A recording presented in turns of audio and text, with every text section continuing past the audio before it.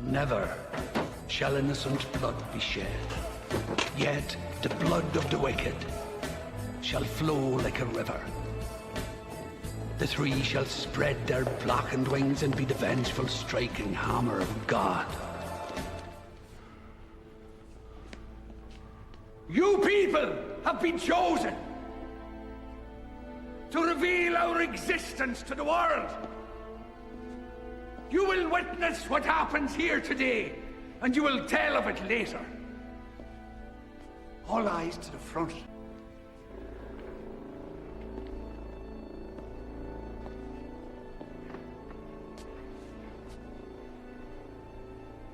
You must watch, dear. It'll all be over soon.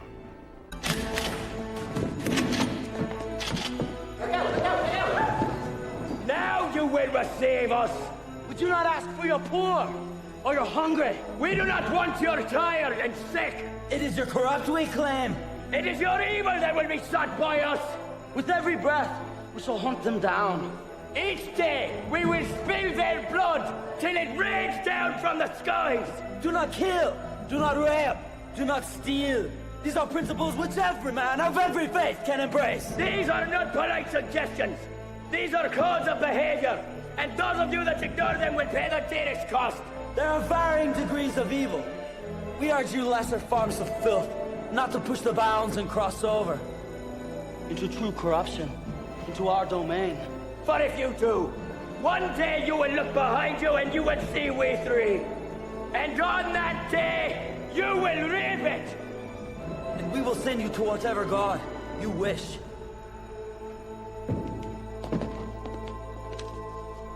And shepherds we shall be, for thee, my Lord, for thee. Power hath descended forth from thy hand. May swiftly carry out thy command. So we shall flow river forth to thee, and teeming with souls shall it ever be. In nomine Patri. Et Filii, Spiritus Sancti.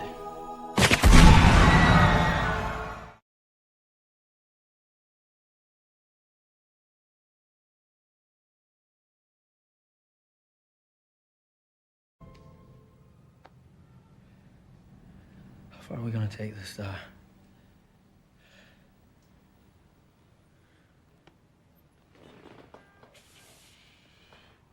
The question is not how far.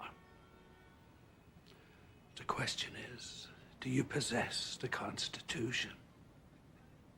The depth of faith to go as far as is needed?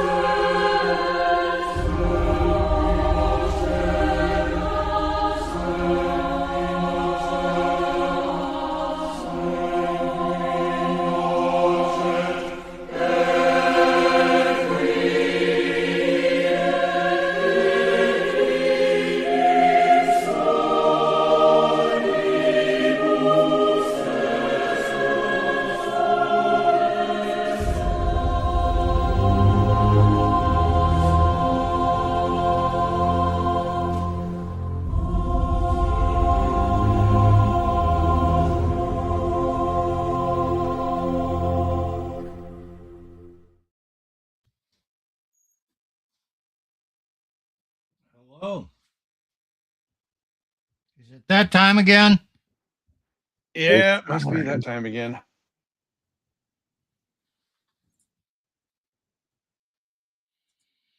Well, Okay, Steve, what well, you got for us? half-baked idea. It's the name of a movie, isn't it? I don't know, is it? I think so. I think I was really young when it came out. I think my older sister, liked it a lot.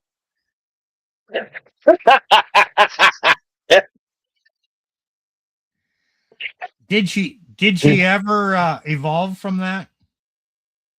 I think so. Oh, good. Well, it seems to me that our insights pretty much come from discussing issues. And oftentimes it's better to come in with some facts, some uh, hypothesis, and then just throw it up and discuss it and see what's going on. This stems from kind of our modern world and my observation of people a generation or two younger than me and their frustrations and what do men want? Very They want, simple. okay, what do you say? 5 kids, legacy, stable job, decent church, and box. Okay,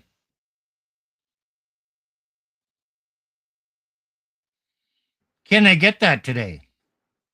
No, there's a select few that are lucky, fortunate.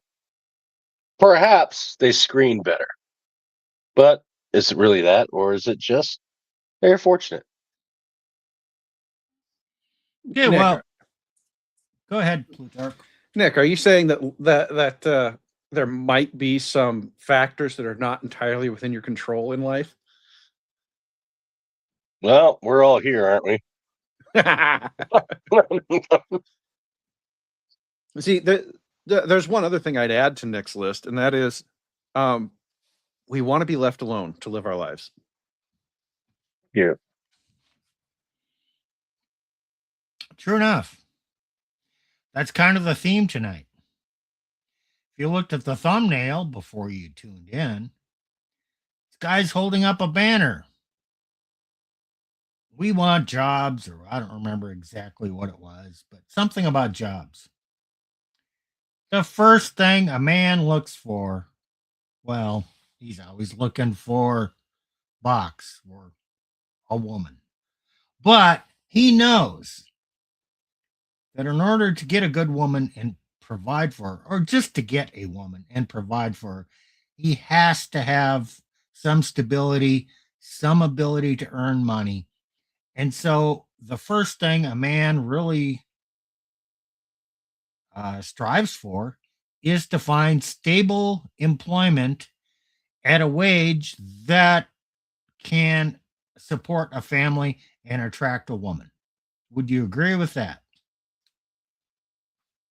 That's the traditional understanding. That's Okay, historically well, what happened. historically, yes. What Now, well, I don't know. what don't you know about? I think those social norms are still kind of there in the background, and men kind of know that's still ingrained and expected. But they also are waking up knowing that, hey, I could be the broke loser with a broken down car or no car, with a mattress on the floor, and I'll still get plenty of box, but I won't get divorce scraped. Okay, but that's a modern development. And I'm not saying it's a good thing. I'm just saying, like, Okay, they're choosing what they can accomplish. sure. That's That's valid. That's a rational approach. But most people, I would say, don't know history. And I'm older. Okay, I've seen more of history than you guys. And there's a lot of history that predates me. Believe it or not, there is. Some of it's in black and white video. It might be in color too. So tonight, we're going to go through employment from about, let's call it 50 to 70 years ago.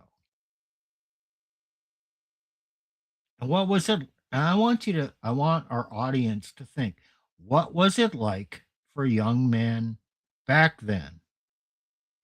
And to do that, we're going to look at some companies that were huge, absolutely huge.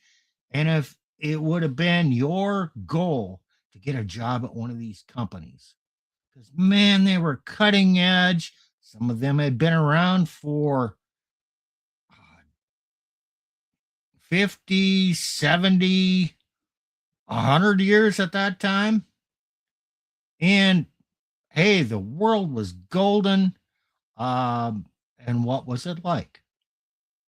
We're going to keep that in the back of your mind as we talk or as we listen to the demise of these companies, which is kind of a describing of our modern job situation and how it's different from a young man looking for his first job in the mid 60s versus, okay, let's say 1965. That's 35 years prior to 2000 plus 25, 60 years ago. How have things changed for a young man in the last 60 years? You're screwed. What's this? What's that? You're screwed. My last name's Mat Singh or Pajit or Khan or some shit, right? Well, there's a lot that's changed. A lot. And yeah, okay. Okay, so Steve, what is okay? So because there is an entire cornucopia of change to choose from, what change are we going to focus on tonight?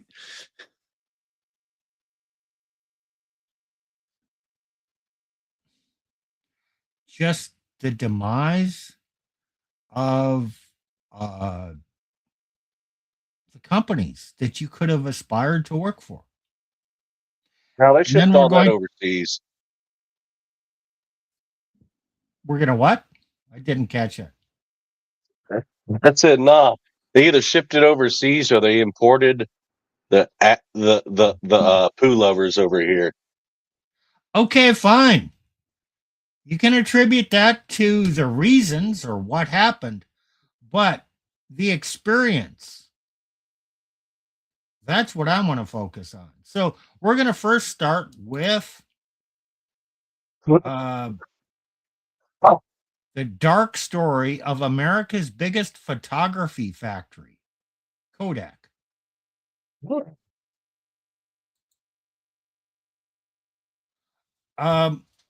Okay, I'm old enough to remember when Kodak was everywhere. The name, there would be rolls of film by the checkout and every convenience, well, every drugstore and supermarket.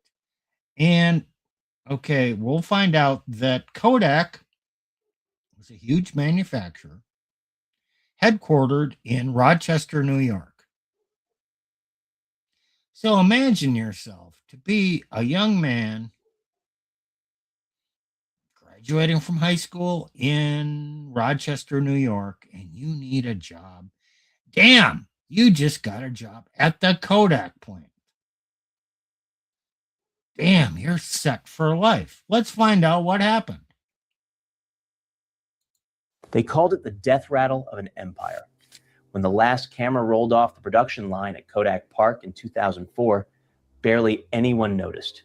But rewind a few decades, and this sprawling industrial complex in Rochester, New York, was printing money faster than it could print photographs. At its peak, Kodak didn't just dominate the photography industry, it was the photography industry. So what happened? How did a company that owned 90% of film sales in America end up auctioning off its factories for pennies on the dollar? The answer is darker and stranger than you might think. Let me take you back to 1880. A young bank clerk named George Eastman was working in Rochester, frustrated with the messy, complicated process of taking photographs. Back then, photography wasn't a hobby. It was almost a science experiment. You needed glass plates, toxic chemicals, and a portable darkroom the size of a small closet. Eastman saw an opportunity. What if ordinary people could take pictures without needing a chemistry degree? By 1888, he'd cracked the code. The Kodak camera hit the market with a brilliant pitch. You press the button, we do the rest. For $25, you got a camera loaded with film for 100 pictures. When you finished the roll, you mailed the entire camera back to Rochester. Kodak developed your photos, reloaded the camera. Okay. I want to say $25. What does that represent? Well, a lot of people during that period of time were making about $1 an hour. Even at $2 an hour. Something like that. Damn, you're spending 1 to 3 days wages on that camera to capture pictures of your family. That's a lot of money. And so an industry formed around that. A guy had a great idea at the time. Any other comments before I continue?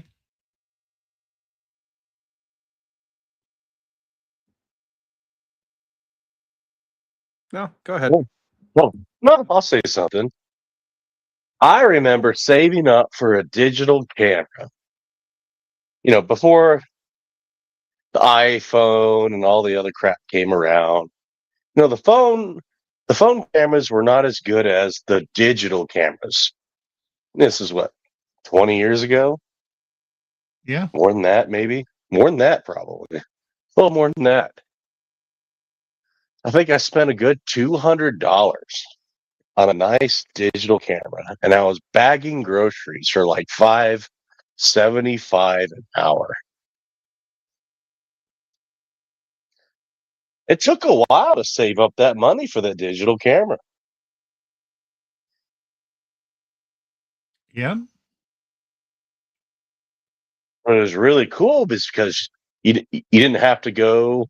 You could upload them to your computer. See, that was the thing. You had like the SD cards that came in them.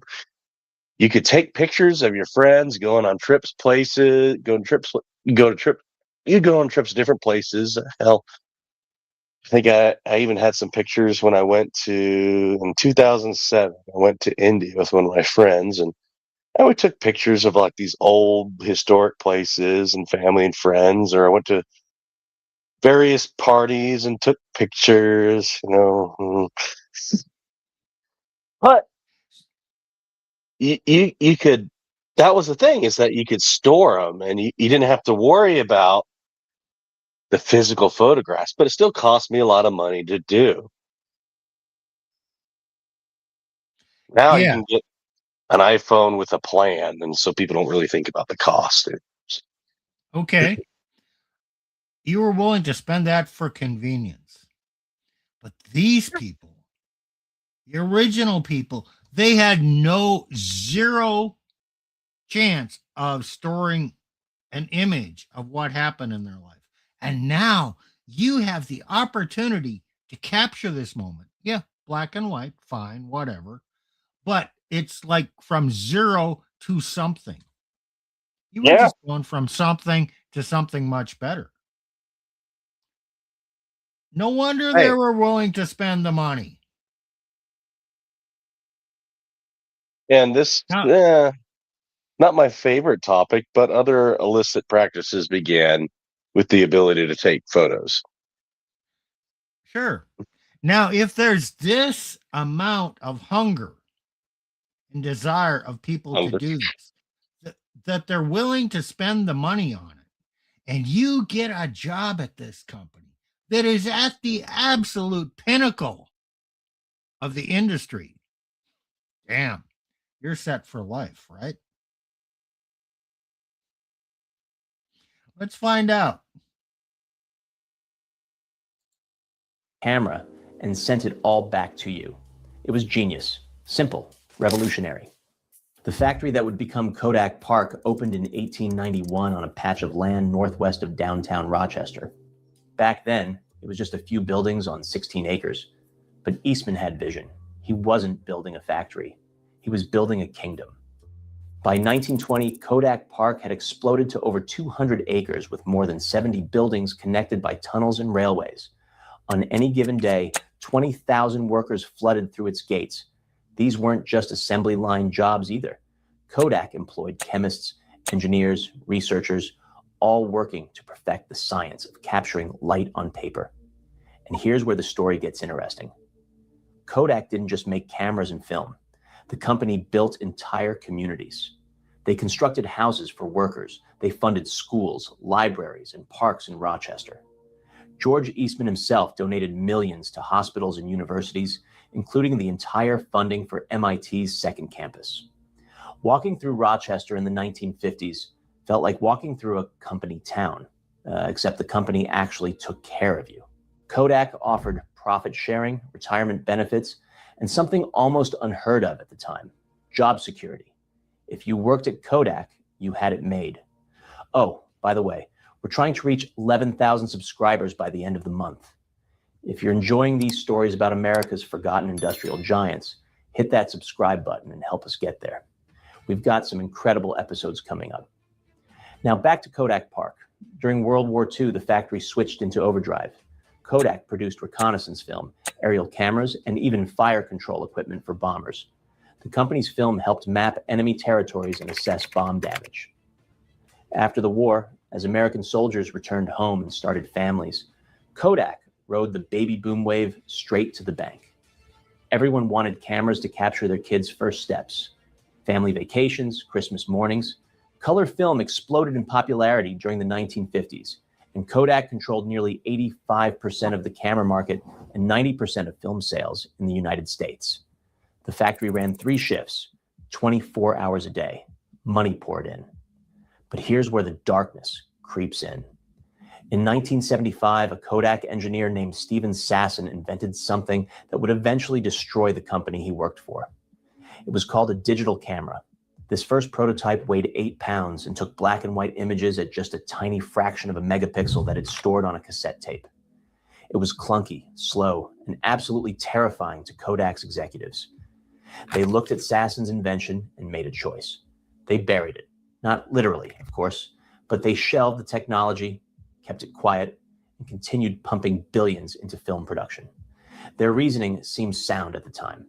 Why would we cannibalize our own film business? Why would we destroy the very thing making us rich? It was the biggest mistake in corporate history. While Kodak sat on digital technology, Japanese companies like Sony and Canon were racing ahead. By the 1990s, digital cameras were hitting the consumer market. They were expensive at first, but the writing was on the wall. Film was dying. Kodak finally started producing digital cameras in 1991, but by then they were playing catch-up in a game they'd invented. The company had spent so many decades as the unbeatable giant that they couldn't imagine a world where people didn't need film. They couldn't see the cliff until they were already falling off it. The decline happened faster than anyone expected. In 1988, Kodak employed over 60,000 people in Rochester alone. By 2012, that number had crashed to about 7,000. Kodak Park, once the beating heart of American photography, started shutting down buildings one by one.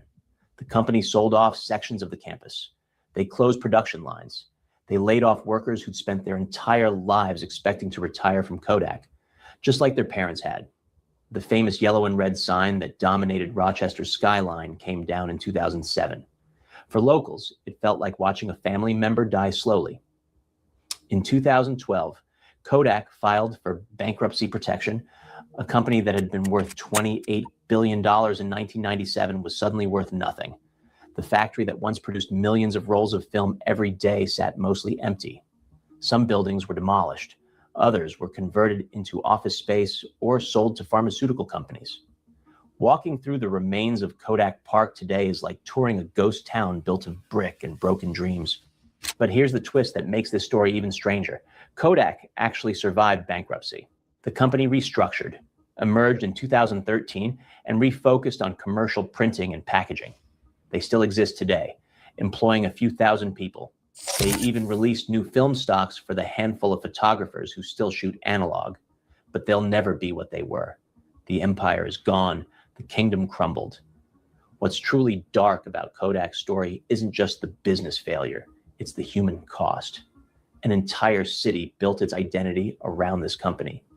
Generations of families worked those production lines, trusted in the promise of stability, believed the giant was too big to fall. When Kodak collapsed, it took Rochester down with it. The city's population dropped by nearly 30% between 1950 and 2020. Neighborhoods that had thrived on Kodak paychecks withered. The betrayal wasn't that Kodak failed. Companies fail all the time. The betrayal was that Kodak had the cure for its own disease and chose not to take it. They had digital photography in their hands in 1975 and threw it away because they couldn't imagine a world beyond film. Today, you can still visit parts of the old Kodak Park complex. Some areas have been repurposed. New companies have moved in, trying to breathe life back into those massive buildings. But the ghosts remain. If you listen closely, you can almost hear the hum of machines that printed billions of photographs. The chatter of 20,000 workers clocking in for their shifts. The confidence of a company that thought it was invincible. Kodak's fall teaches us something uncomfortable. Success can make you blind. Dominance can make you stupid. And sometimes the thing that kills you is the thing you invented, but were too afraid to use. If you enjoyed this deep dive into one of America's most tragic industrial stories. Oh, do I have things to say about this? I mean, it's true, and all of this is true. They had the digital tech and all of that. I'm not arguing with any of that. Because here's the thing: companies come and go all the time. Another example that had a similar arc to this would be IBM. You guys remember that name from? Yeah. Okay. You're going down a track. We're not going down that track tonight. Okay.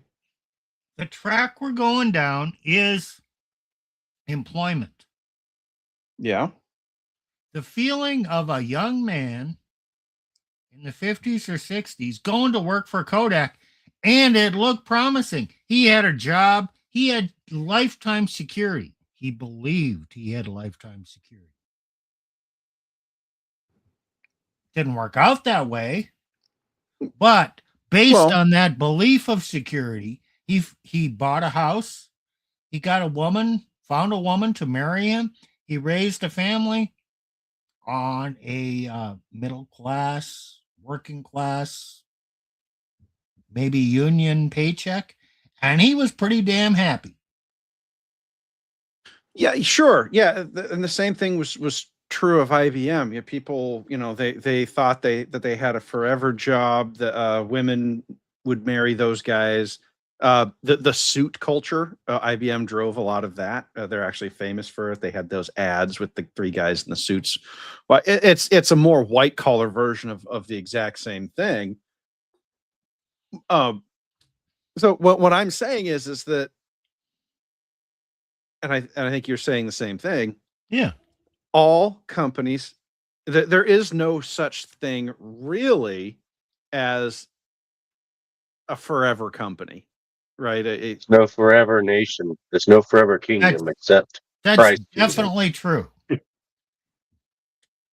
But let's say I was a young man. I started at Kodak in the early 60s. Production, working class. I got a good wage, got married, I bought a house, and everything in Rochester was focused around a few companies. Kodak was one of them. Uh, was IBM? I think IBM was there, and GE. Am I right Yes, there? to both. Okay, so it was pretty damn stable. People were not moving around the country. The people around any given factory worked at that factory. Uh, Housing prices were pretty damn stable. I'm making good money, and the company is reinvesting in my neighborhood. They built that school, they built a theater, they built a clinic, hospital. Uh, they are really being responsible. We're in a great business. Things are growing. They look great. And you know what? I'm making enough money that I can send my kid to college, which I never got to do.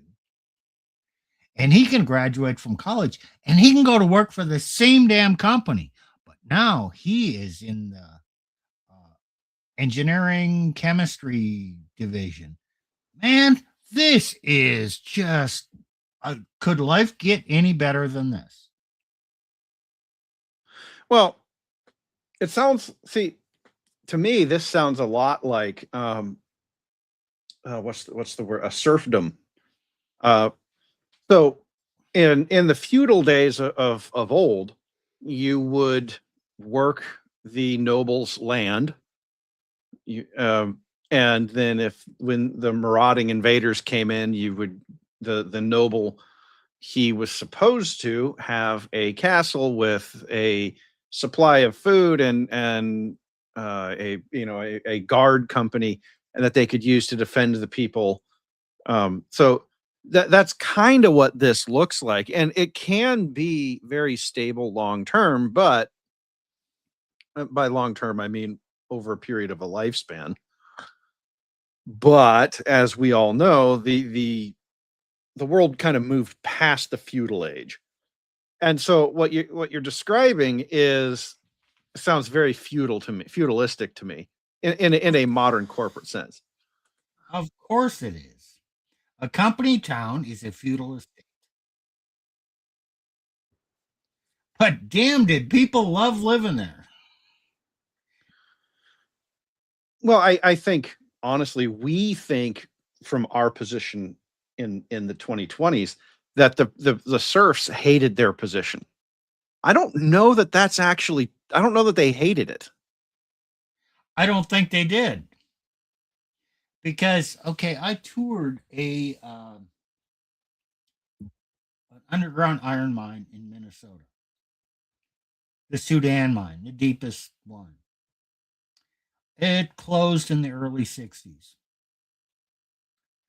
And talking to a guy whose father worked in the mine, he was telling stories about how his father was deaf, pretty much deaf, and had a hearing aid, you know, plugs in his ears with wire running down, like a transistor radio type thing, and he had to talk to him in that because they worked underground with no hearing protection, and explosions were going off all the time. Okay, that was the way it was before World War II. They worked 6 days a week. Five of those days were 12-hour days.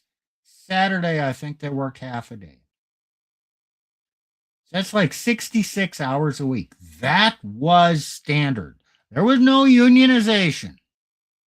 Nope. Didn't happen. After World War II, by I don't know, somewhere in the late 40s, they got the 40-hour work week, which became standard across the US. So in this time period that I'm talking about, the 50s to the late 70s, damn, the 40-hour work week had been established. You didn't have a living wage, you had a family wage, which means the man could earn enough to provide for his family. And the U.S. this period. The rest of the world's industrial capacity had been just destroyed by war. We produced everything. We still had innovation. You could go out and get a job, and damn, life was good, and you could make enough money, and you could get a woman, wife her up, have a family. Divorce was not prevalent at the time. Life was good. It's not that way today, but back then, they had greatly improved from 20 years earlier. It was, compare that to today. Well, I see this as this phenomenon in history we have where I hate to use this word because it is so poorly used, but progress, it comes in fits and spurts and starts, and there's retrenchments along the way. There was a push back then.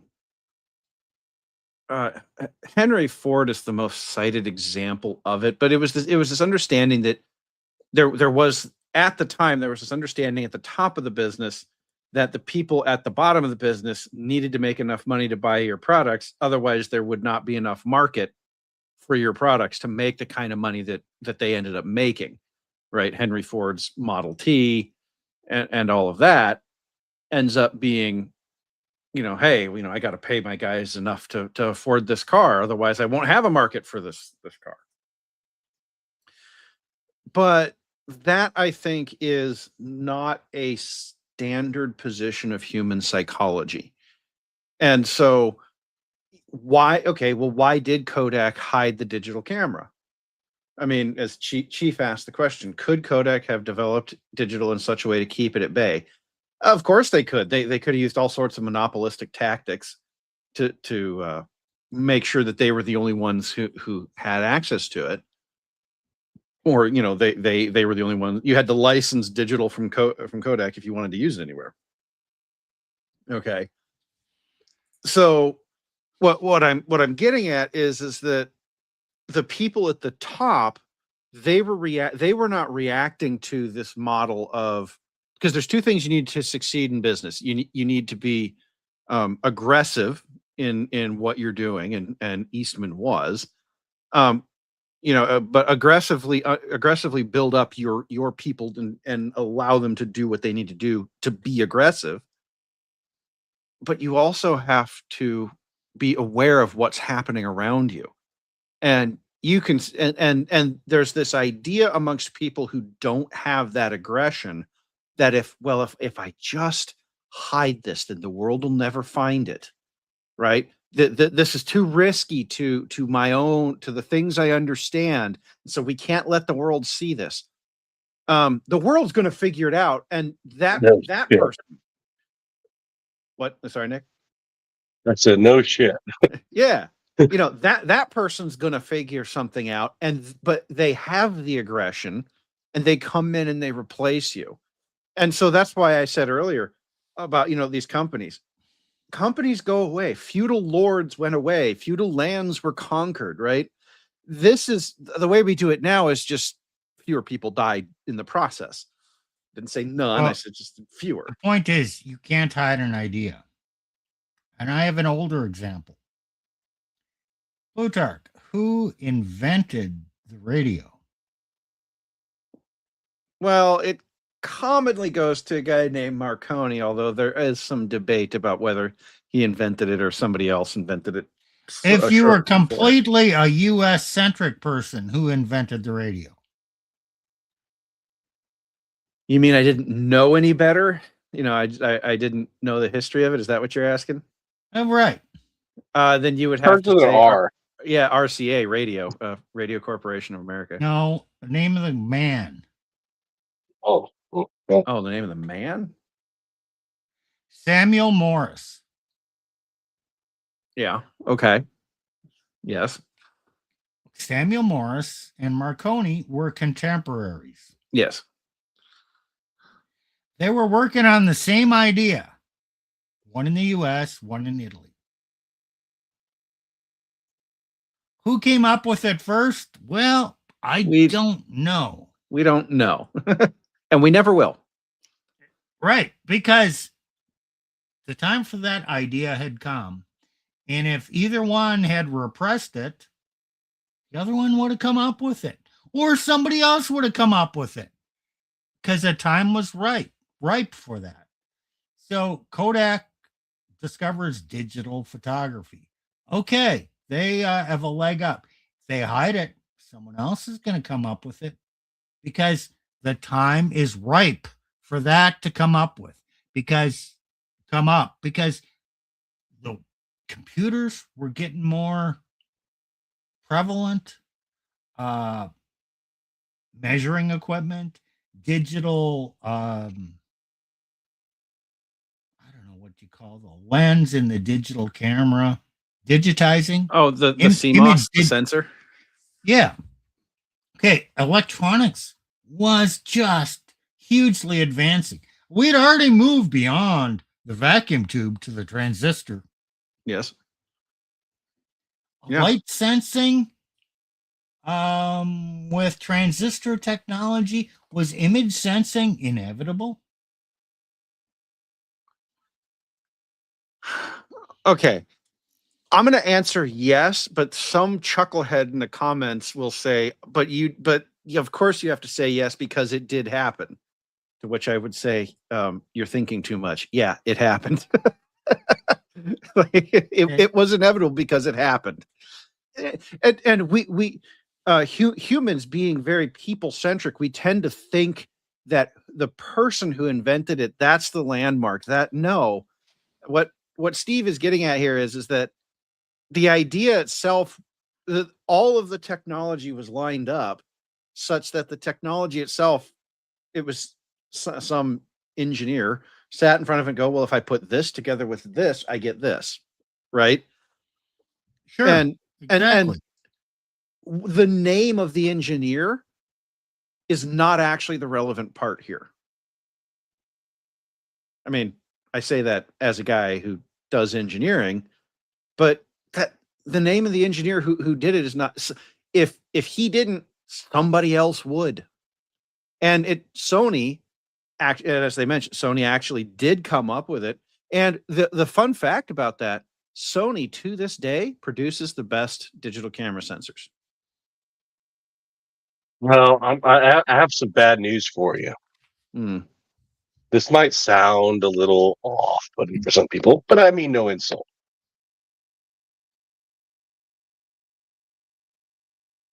The Japanese like to take a lot of photos. They do. It's true. Man, we're being educated minute by minute here. Nick is just on top of things. Nothing wrong with it. Like, there's worse things in the world, right? So, yeah. Right. Right. But Sony really does produce, and the Japanese have a different culture, and they have a culture. There's a corporation there that's 800 years old. And so they have a different culture. Now, their culture does not do well coming up with new things. Sony did not invent the CMOS camera sensor. That was invented in the US. The Walkman. Come on.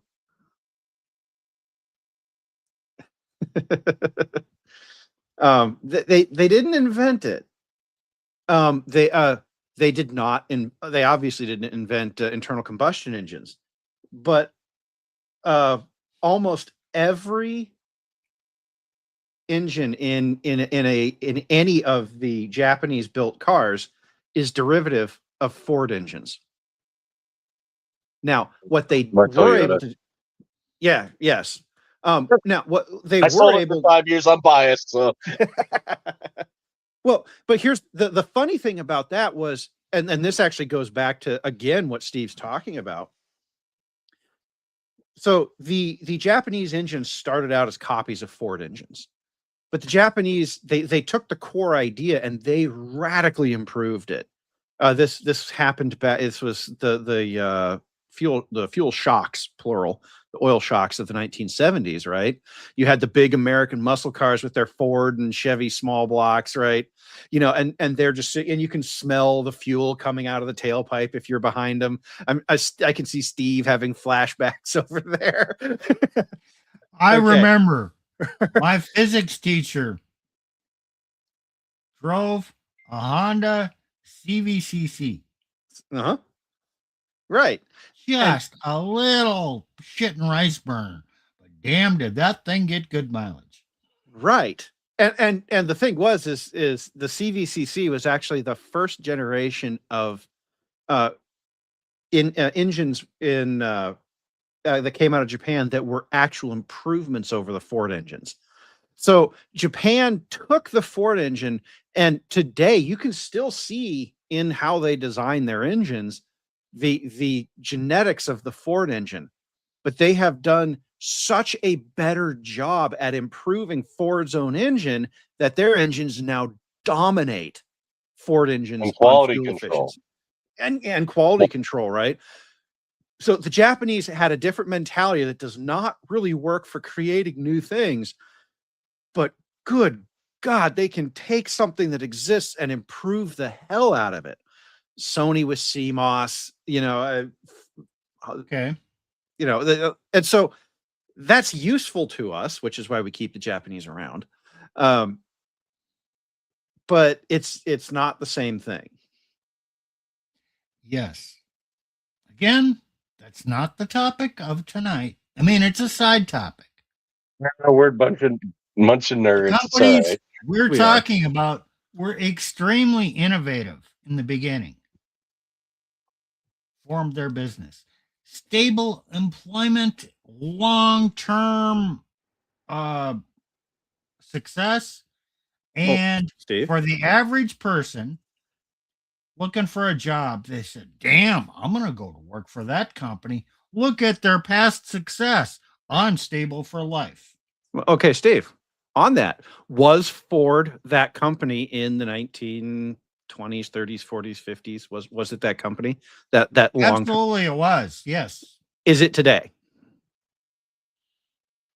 No, but it's still hanging on there. It's hanging Abandoned on, the but philosophy of their founder. it's hanging on, but they're not what they were back then, are they? No. Their founder was based. Yes. Okay, but so that goes back to the point. Now, I agree, Ford's hung on longer than most. Actually, a good example of a company that it has not held on is it's not even really a company anymore. Dodge, the Dodge badge. They got bought out by Fiat, right? Yeah. Well, yeah, Fiat for a while, and then Now it it's separated from there, Stellantis. But I didn't hear that. Okay. But that goes to the point, the meta point that's being made here. Dodge used to be that kind of company. They aren't anymore. Okay, for another company that was huge, absolutely huge. Government Motor Company. Oh, no one knows about this company. No one remembers this Oh. company anymore. Well, I Okay. might. We're just going to watch a few minutes of this one because it's I way might long. remember. You probably will. I'm a car guy a bit. We all kind of Oh, We all are, yeah. the silent Alice Chalmers factory. How a 150-year empire disappeared without warning. 35,000 people showed up to work here every single day. Think about that number, 35,000. That's a sold-out NFL stadium. Clocking in, punching out, 6 days a week. Year after year, the factory was so massive. It had its own railroad system running through it, its own fire department, its own power grid. The entire complex covered 160 acres. With over 4 million square feet of production floor, they didn't just build things here. They built things no other factory on Earth could match. The turbines still spinning inside Hoover Dam today, Alice Chalmers built them. The generators that helped electrify New York City, Alice Chalmers. The the largest electrical generator ever constructed at the time, built right here in West Allis, Wisconsin, then shipped to New York, where it's still running. Their orange tractors fed a nation. Their steam engines powered Carnegie Steel, and their blowing engines were so dominant, U.S. Steel ordered 31 of them in a single contract. At its peak, this company was worth more than $3 million and Coca-Cola combined. And you've never heard of them. That's not an accident. That's a story. 152 years of American industrial genius. The wars they helped win in secret. The technologies they pioneered and abandoned. And the slow collapse no one saw coming. That story starts now. Chapter 1. The Leather Man Who Built an Empire. Here's something nobody tells you about the man who started all of this. He wasn't an engineer. Never designed a machine. Never... Okay. That's enough of that. a-Chalmers was huge. Sawmills, band sawmills. When the lumber industry was going good, the circle saws chewed up a lot of wood, came up with band saws to saw all the lumber in Wisconsin and the Pacific Northwest. Mining equipment, steam engines, generators, blowing engines for the steel mills. Absolutely fucking huge, innovative, state-of-the-art, best in the world. And then, agricultural industry comes up. Okay, well, we better make a tractor. So 160 acres of manufacturing in West Allis, Wisconsin, outside of Milwaukee. At West Allis is another one of those feudal company towns. The factory was built and everything was houses, businesses were built around that factory.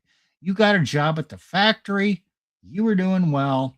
Everybody worked there, was affiliated. You had a stable job. You could get a wife, you could raise a family.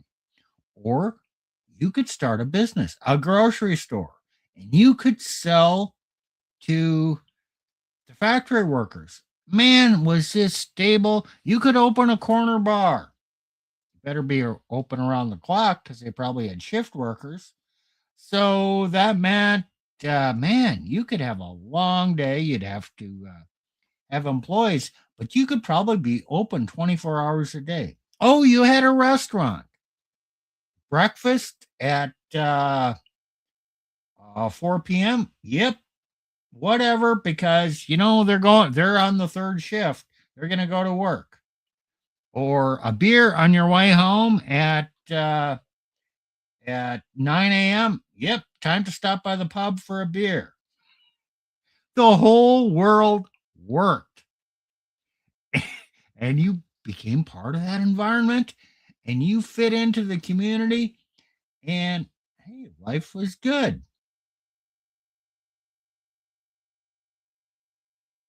What happened? Well,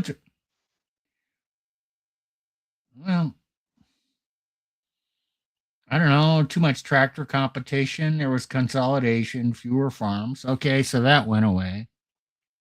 Mismanagement, fewer people buying or fewer companies buying that big equipment.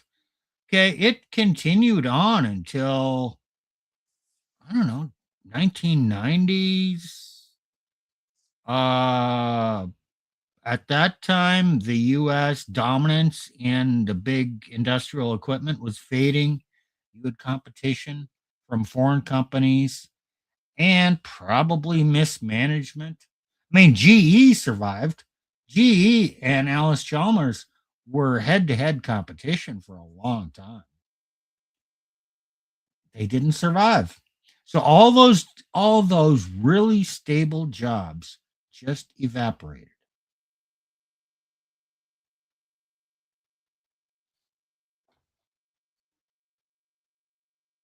Okay, Steve, where did they go? He's still around.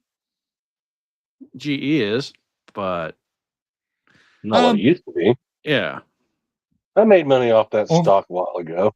Overseas companies. Well, we were just talking about Toyota versus Ford, right? They went to, Alice Chalmers. Okay, that company fell on bad times. The tractor business, believe it or not, still kind of exists. Yeah. Tell me how I know these $1 million tractors that these farmers can't afford. Okay, where is Alice Chalmers today?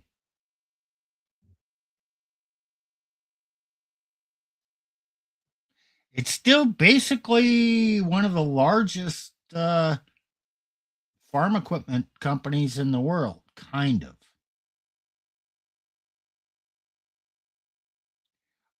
It goes by the name of AGCO, AGCO, which stands for Alice Gleaner Corporation. It's changed hands a few times, but AGCO, the Fendt, FENDT tractors, they belong to AGCO. There's a few other companies. I think Gleaner was a big combine company. So in some form, they still kind of exist, but their old presence in the Milwaukee area is pretty much gone. And the vast numbers of people they employed, the blue collar workers they employed, they're pretty much gone. I mean, they've evolved so much, and in their the manufacturing Rust Belt side, blue collar side is pretty much gone. Excuse me, it's gone.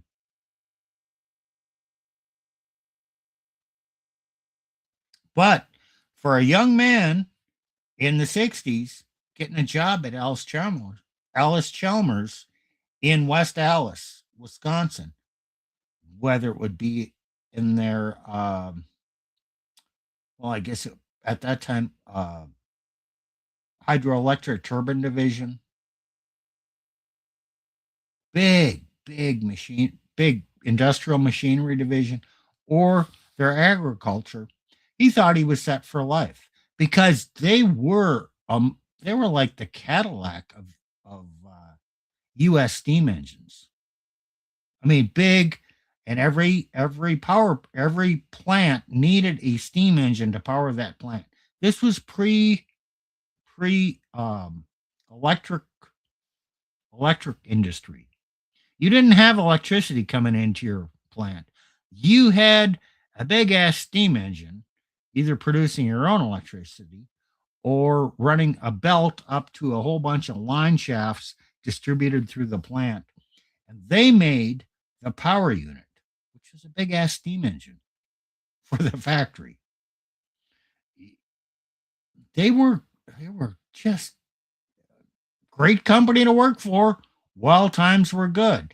And you know what? When the company established their new plant and the houses formed around the plant, the company invested money back in the community, in a hospital, in a school, in playgrounds, in enhancing the livability of the community.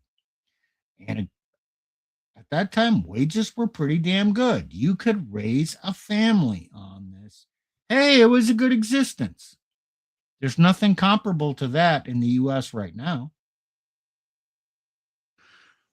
Well, tech used to be like that, as in the average software dev made enough money to buy a house and raise a couple children. There were some things that happened that we've discussed before that caused that to unwind, and it really isn't like that anymore. Steve's talking about the depopulation of the manufacturing. Well, the tech world is undergoing the same thing right now.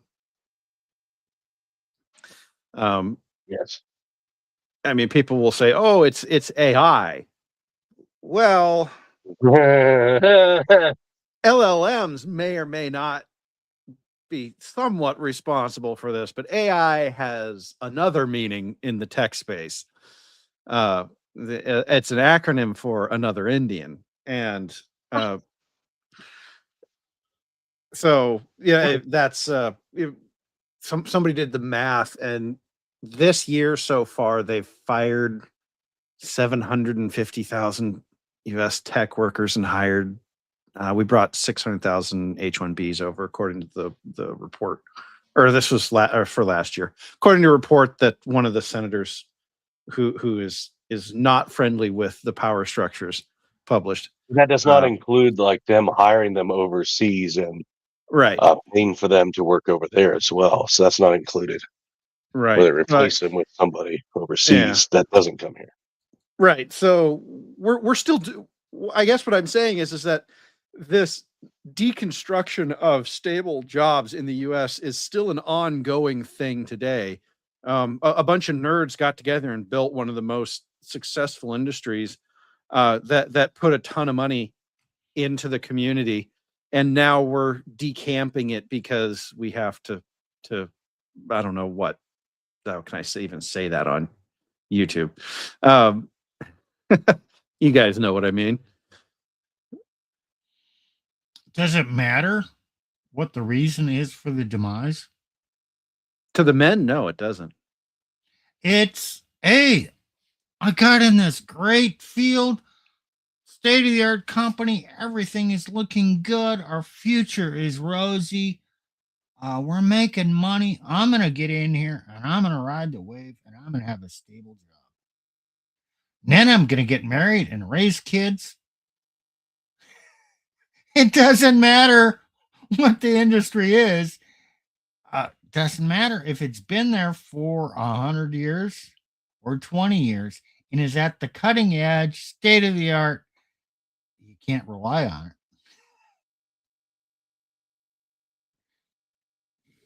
Things will change, and they're changing faster now than they did in the past. Okay, Steve. But isn't this just how life always goes? There's always change, but there's too much change too fast. Okay. Well, that's I'm bringing that. I'm playing devil's advocate. I'm not saying it's all bad, and I'm not saying all the change is bad. Right. Well, I'm playing devil's advocate because I know that somebody who watches this will either leave a comment or will say, but life has always been like this. There's always been companies coming up and companies dying, and that's actually true. It is true. Correct. However, there has been a culture shift so these companies had a culture of invest locally because the local environment is also your customer environment. Those are the same people you're paying are the people who are buying. Henry Ford. Yeah, exactly. So those people understood that. The modern iteration doesn't give a crap as long as they win, which we're just an economic zone. Right. But no, we're not. Well, that's what they think, right? Yeah, but so they actually have no loyalty to people. Well, right. There's, but if you look throughout history, you'll see that there are these waves of rising corporate psychopathy, and then something happens, and they can't be anymore. And it's not just corporates, but also in the feudal era, this happened many times. A king would get too essentially arrogant and start treating the serfs like tyrant. Yeah. Well, he would be a tyrant. He'd start treating the serfs poorly, and the serfs would rise up and have too much of it and kill him off. And then a new leader would come in, and the cycle will start over again. So the cycle is there. The thing is, we actually do know how to build stable economies. We've just decided that for the moment, we don't want to in this moment, because we are enamored of the Nietzschean view of the world, which says your worth as a man is defined as your ability to take as much as possible for yourself. Oh, so it's like economic mustache man. Yes. As much as I don't like the guy, and the world hates him too in general, but you took the Nietzschean philosophy that undergirded some of his thought, and you're like, oh, we can't apply that to the nation, but we'll do it in this weird economic way. I don't even think they knew that that's what they were doing. I think there's just when your life is stable, okay, and this is the mental disease of the boomers. Okay, they grew up in a hyper stable world. Steve's been describing the world they grew up in. Okay, they were born in 1946 to 1960. Most of these factory deaths hadn't happened yet.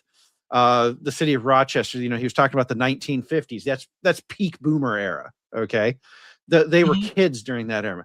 They grew up in that era.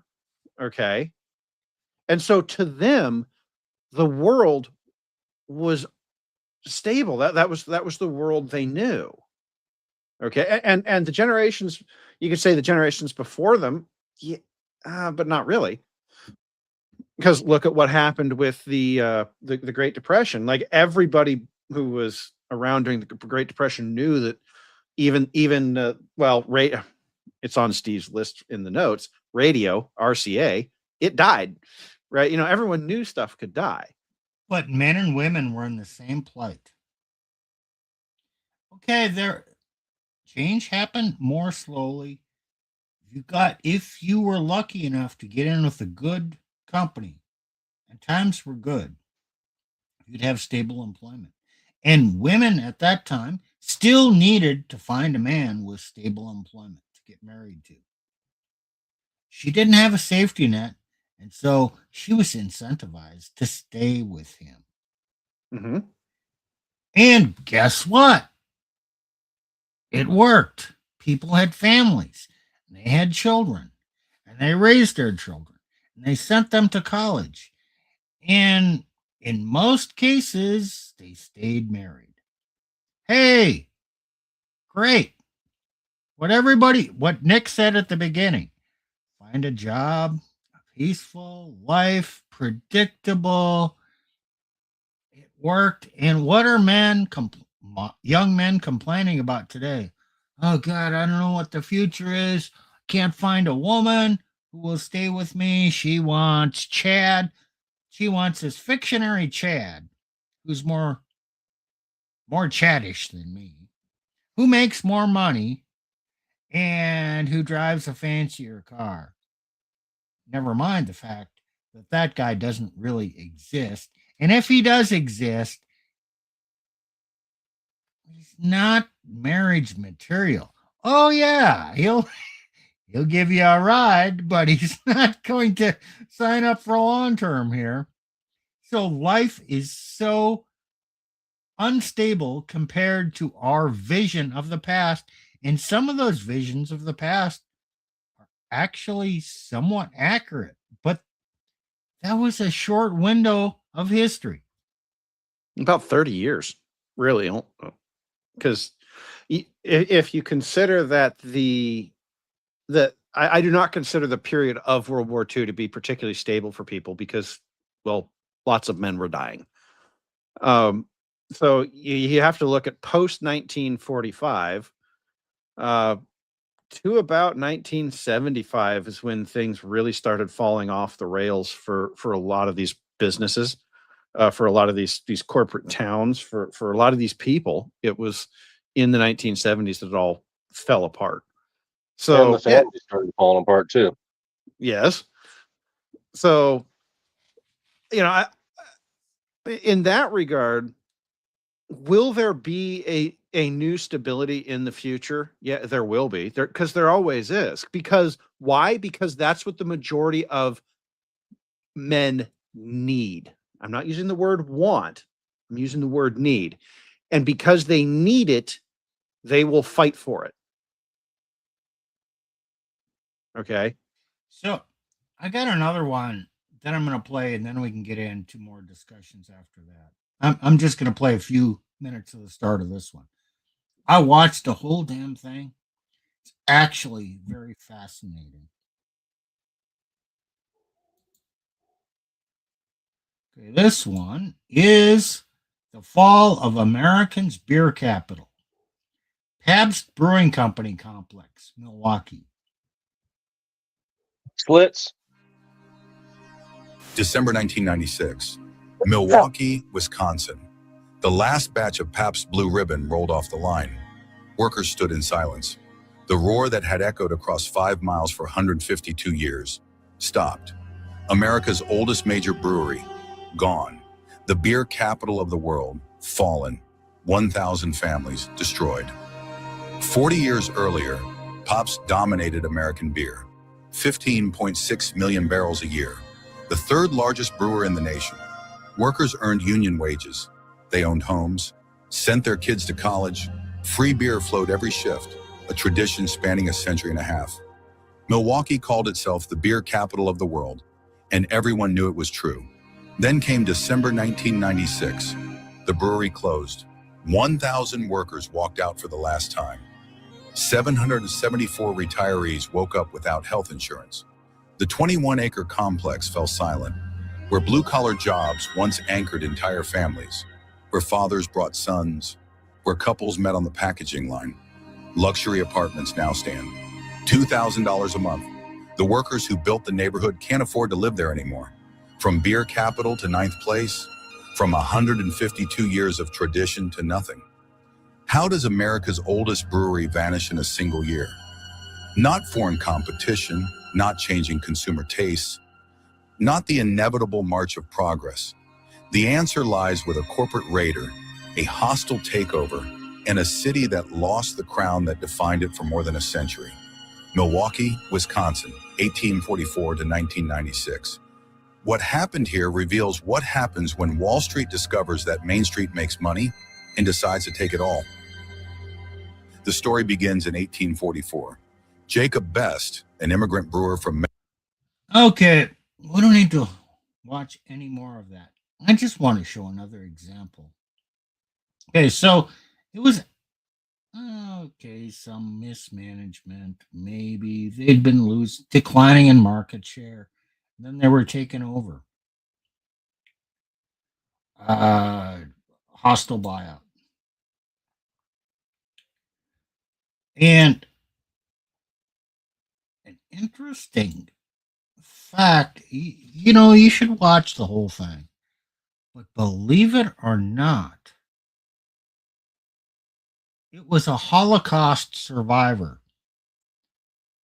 that bought out the company and corporate raided them. And then he died. He died and he left his money to some trust that was for poor people and gave money to hospitals and universities because he was a philanthropist. A philanthropist. Not a Yeah. business.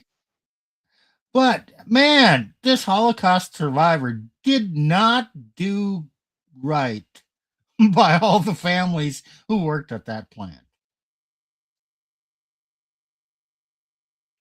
I know Nick is shocked by this.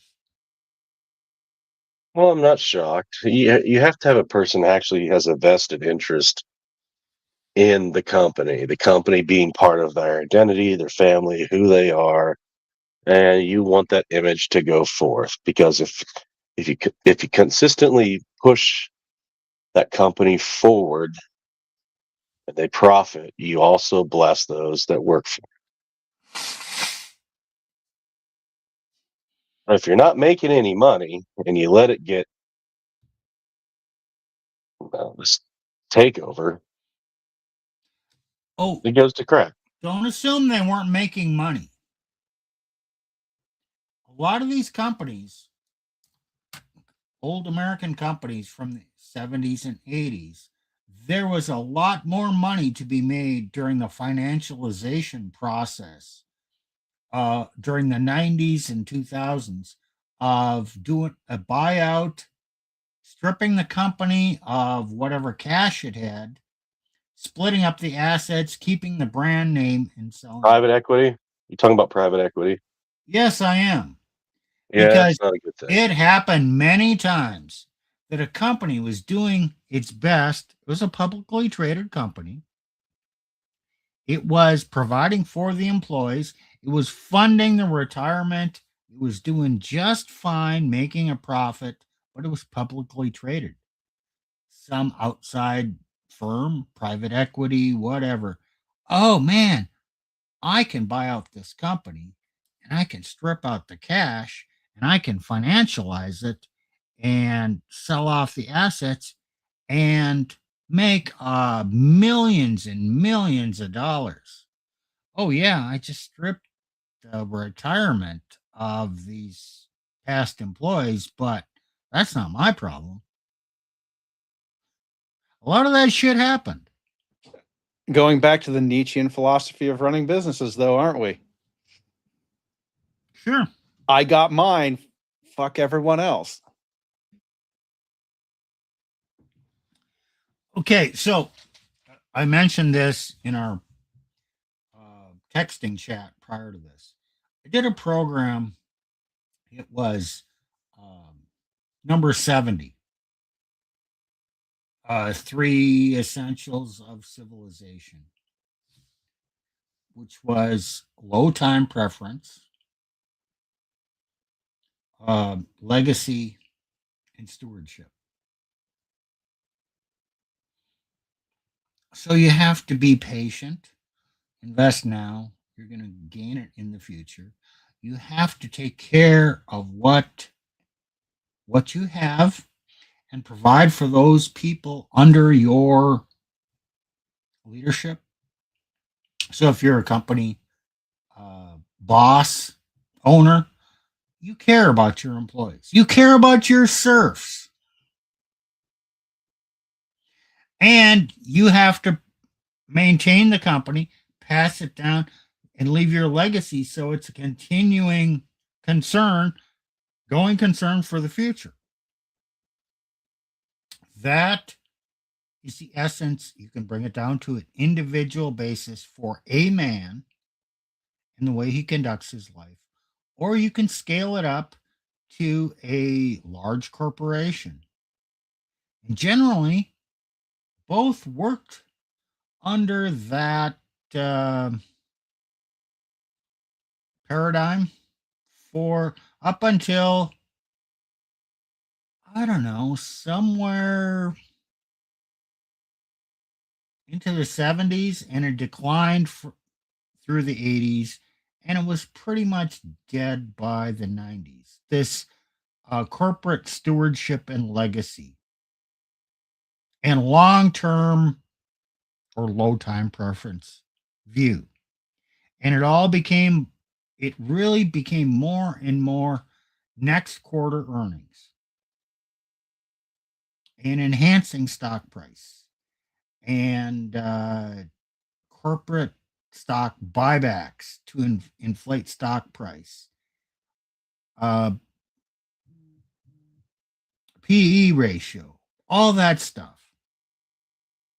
Plutarch can talk more about. Tell me if I'm wrong. Enron. Enron's actually a really good example of what goes wrong, of how it can all go wrong. And as you guys know, it is my personal belief that we are seeing another Enron-like event with what's going on in the AI space. I only use the term AI space because that's what they call it. I typically use LLM when I'm talking about them because they are very artificial, but not intelligent at all.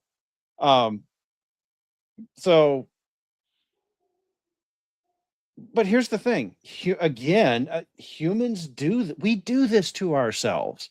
So so you guys, you're probably familiar with the concept of a business cycle recession. 2000 business cycle recession, 2008 business cycle recession. The Fed did a really good job of suppressing business cycle recessions until 2020 when the world exploded. Not really a business cycle recession, but a recession. And they occur every 7 to 8 years. We still haven't recovered from 2020. Yeah. Well, I think most people would agree with that. So what there's this cycle here, but there's another cycle that people notice. You have recessions that are led by different things. You can have a real estate recession, that was 2008. You can have a business recession, I know, like a financial bubble recession. That was 2000. I think we're doing it again. The math on the AI companies just doesn't work. I don't care how you guys try to justify it. It doesn't work. Sorry. But we've replaced the idea of, well, Nick, as you said, businesses that take care of their people. I mean, you still have to make money doing it, and a lot of people don't understand that. It's very free. Why, everyone's asking, why is everything so expensive? Well, because it's expensive to take care of you. Okay, it is. And we're doing the best we can. Frankly, those of us who run businesses, we're doing the best we can. Okay, let's save that thought. Let me talk about that. Doing the best we can. Can they take care of you? Okay, let's look at this. When could they afford to take care of you? Historically accurate top 5 private employers by decade. What can we learn from this? Is private sector only, includes government and military employers. Okay, 1940s, what was the biggest employers? General Motors, U.S. Steel, General Electric, Ford Motor Company, Bethlehem Steel. Man, those were huge companies, employed a lot of people in one place. And some of them were better than others at providing for their employees, but more or less feudal towns. They could invest, they could build a hospital, a playground, a school for their employees in that area because it was back when Detroit was a good place to live. Exactly. Okay, 1950s. Oh, okay. What do we have? General Motors, U.S. Steel, General Electric, Ford Motor Company. What dropped off? Well, Bethlehem Steel dropped off. What came on? AT&T. Oh, okay. Electronics, communication. AT&T, remember, that was the Bell system. Yep.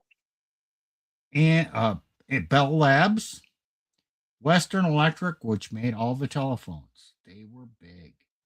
Okay, you could have gotten a job in any of those and thought you were you were good for life. Okay, as I said, okay, 60s. Manufacturing and telecom. We've changed from heavy industrial peak to big steel plus big autos in the 50s, 60s. Manufacturing and telecom. Okay, you got GM, same company, US Steel, General Electric, Ford. Oh, okay, I did that one. 1970s. No, same companies in the 50s and the 60s. I already talked over you. Say it again. It was the same companies in the 50s and 60s, and it looks like even 70s. Yep, more or less. It's the 70s where this it even says manufacturing declines. As I said, the 70s is where this changed. Right. 1979 was something that came up. Okay, so 1980s. What dropped off? Oh man, U.S. Steel is gone from the list. What came up? Sears. Sears. Oh, private equity, right? Well, it wasn't private equity. Not- It yeah, was retail. That's late. Yeah, Sears it's and retail. Roebuck was a hell of a good company back then. Okay, 1980s. Oh man, what? Look at this change here. The 90s. Or in the 90s, It's we got the only Walmart one coming up, stays. McDonald's, UPS, IBM, Ford Motor Company. Okay, retail dominance, the service industries. Okay, 2000s. We have Walmart, McDonald's, UPS, IBM, and Target. Holy shit, it's all retail. There are no industrial companies left. Ford's gone from the list. 2010s, Walmart, Amazon, oh man, retail, McDonald's, UPS, Kroger. 2020s, add in Home Depot. Oh, and Home Depot is I'm going to be not- a tough one. I'm future. not going to say that I'm not going to claim that this list is entirely accurate. But I will say that the trend is very telling of how we moved from heavy manufacturing to manufacturing auto to manufacturing telecom communications to damn near 100% retail today of top employers. That says where the economy is going, where the jobs are. Now, can Walmart ever provide the benefits to their employees that General Motors, General Electric, Kodak could to their employees who were concentrated around a plant? Hell no. Their model, Walmart, can never provide a family wage to a man to support his family. The model has completely changed. So you wonder why young people are struggling today? Big employers with a concentrated industry where benefits could be provided and all that. They're just not there. And the tech sector. Okay, that looked pretty damn good. And it was good from the 90s through what? 20. About 2015. It's about 20-year run. Yeah. They were phenomenal places to work during that time.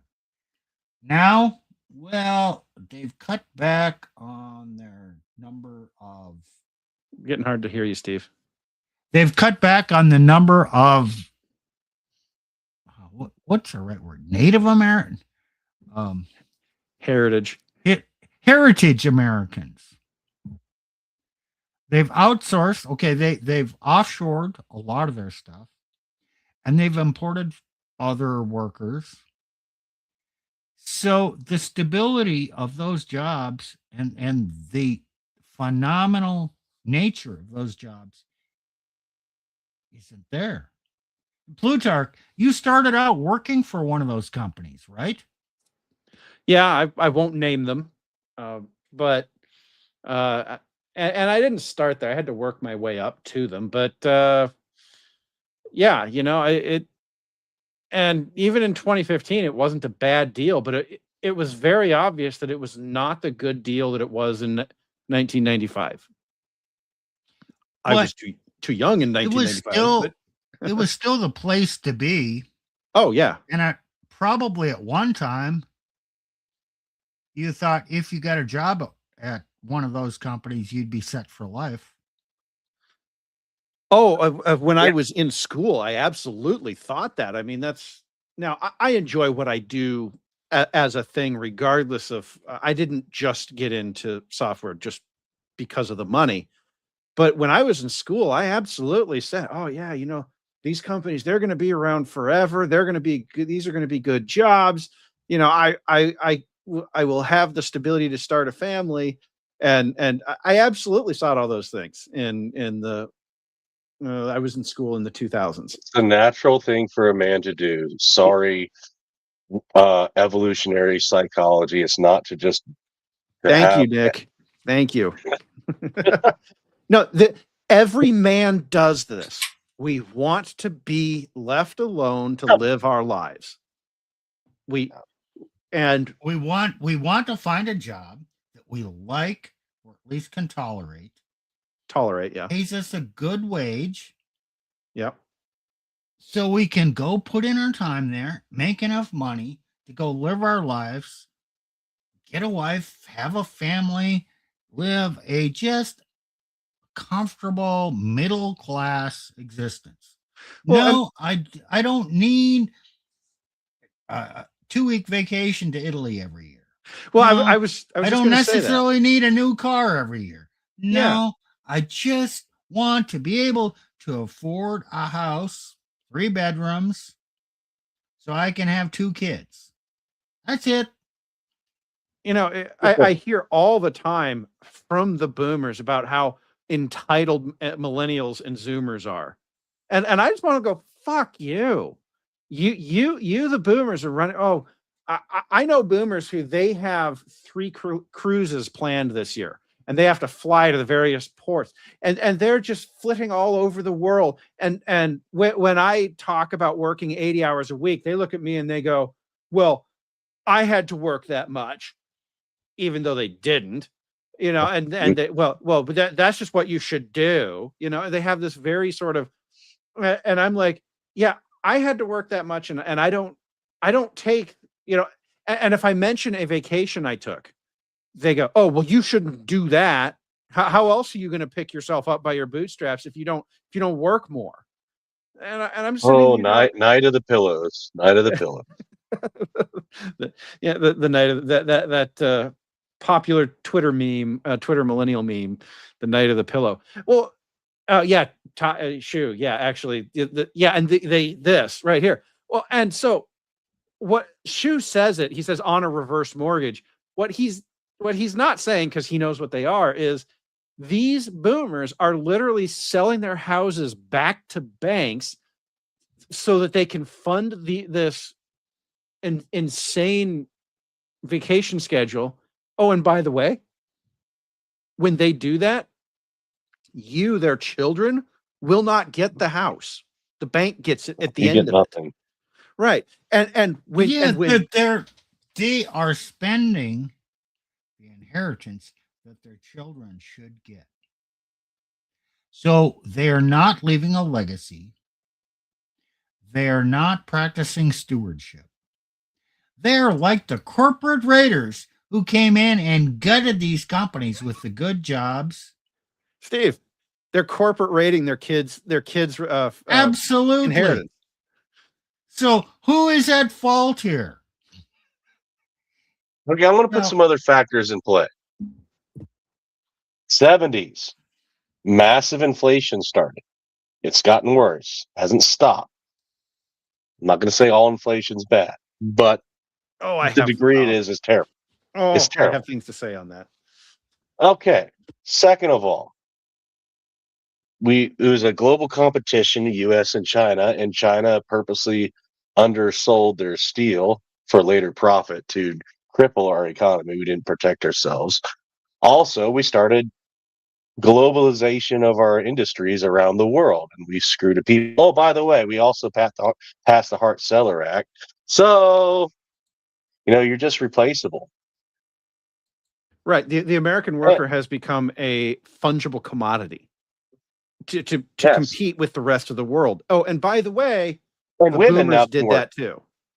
And now the women can work, so you don't have to pay them a wage or they can support their family. No, they can cut that down because now they assume 2 people will work to support the family. Yes. There's a guy, he's a marketing guy, but he did a great video on this exact topic. Initially, it was offered as women have the option to work. If you go back to the marketing of the 60s and 70s when this was a big thing. Oh, well, ladies, if something goes wrong and your guy can't work, you have the option to work now. Okay. And that's kind of how it was, because if you look at particularly the 50s, most women didn't work. And in the 60s, they start and the women go, oh, this is great, because a lot of these guys were working dangerous jobs. Linemen were dying at higher rates than they do now, because they didn't have as good protective gear, or they were working in the steel mill. Well, we were just saying, oh, well, U.S. Steel, Bethlehem Steel, right? And working in a steel mill is a pretty good way to die or be permanently disabled.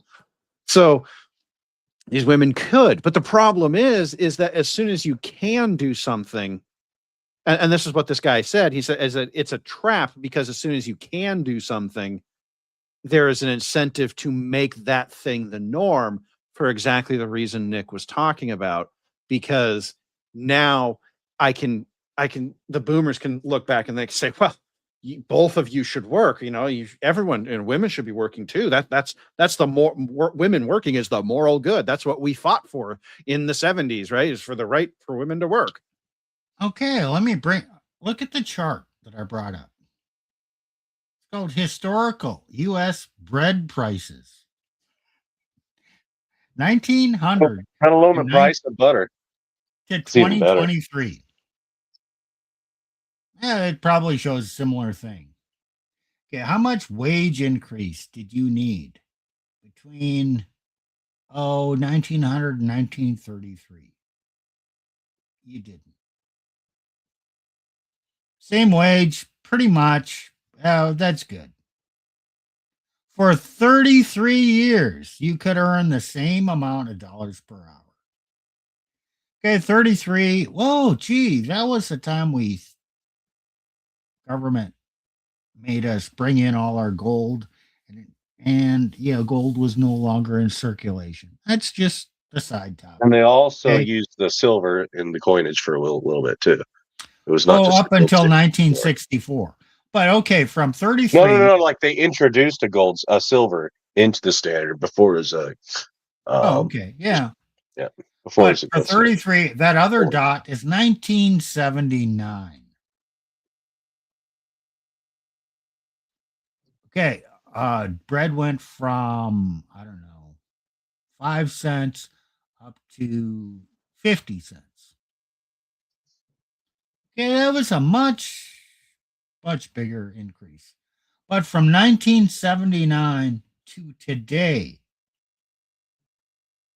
holy shit, has that gone up? You wonder why every year you have to fight and hope for a 3% wage increase. You really should probably get 5 or 6. But 3% is probably about the best you can hope for. And you wonder why things are falling behind.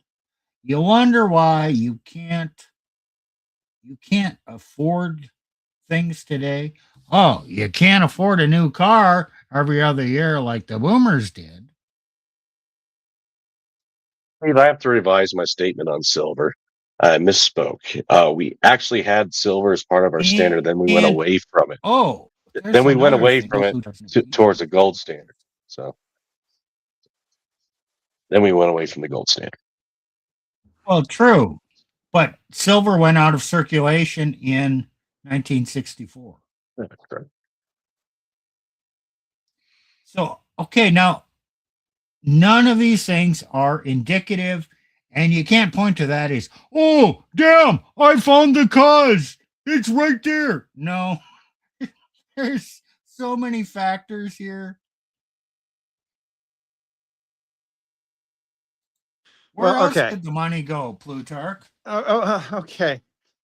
So this is a bugbear of mine, that because you see all over Twitter, it is the greatest of great conspiracy theories about how the Fed prints all the money, right? You guys have probably seen, I'm sure, knowing the people on who follow us, I'm sure you guys the money they don't print.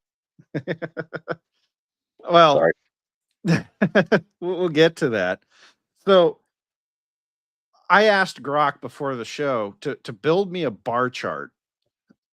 And so this bar chart has the major different categories of outstanding loans. Now, you guys are smart. I'm just going to say that loans are how money and inflation are created, right? The various mechanics you can go read about if you want, but in general, fractional reserve banking, you can literally create a private bank is chartered by the federal government to create money out of thin air. Okay. That is Can banking. I explain that in simple terms? I deposit $100 in my local bank. That $100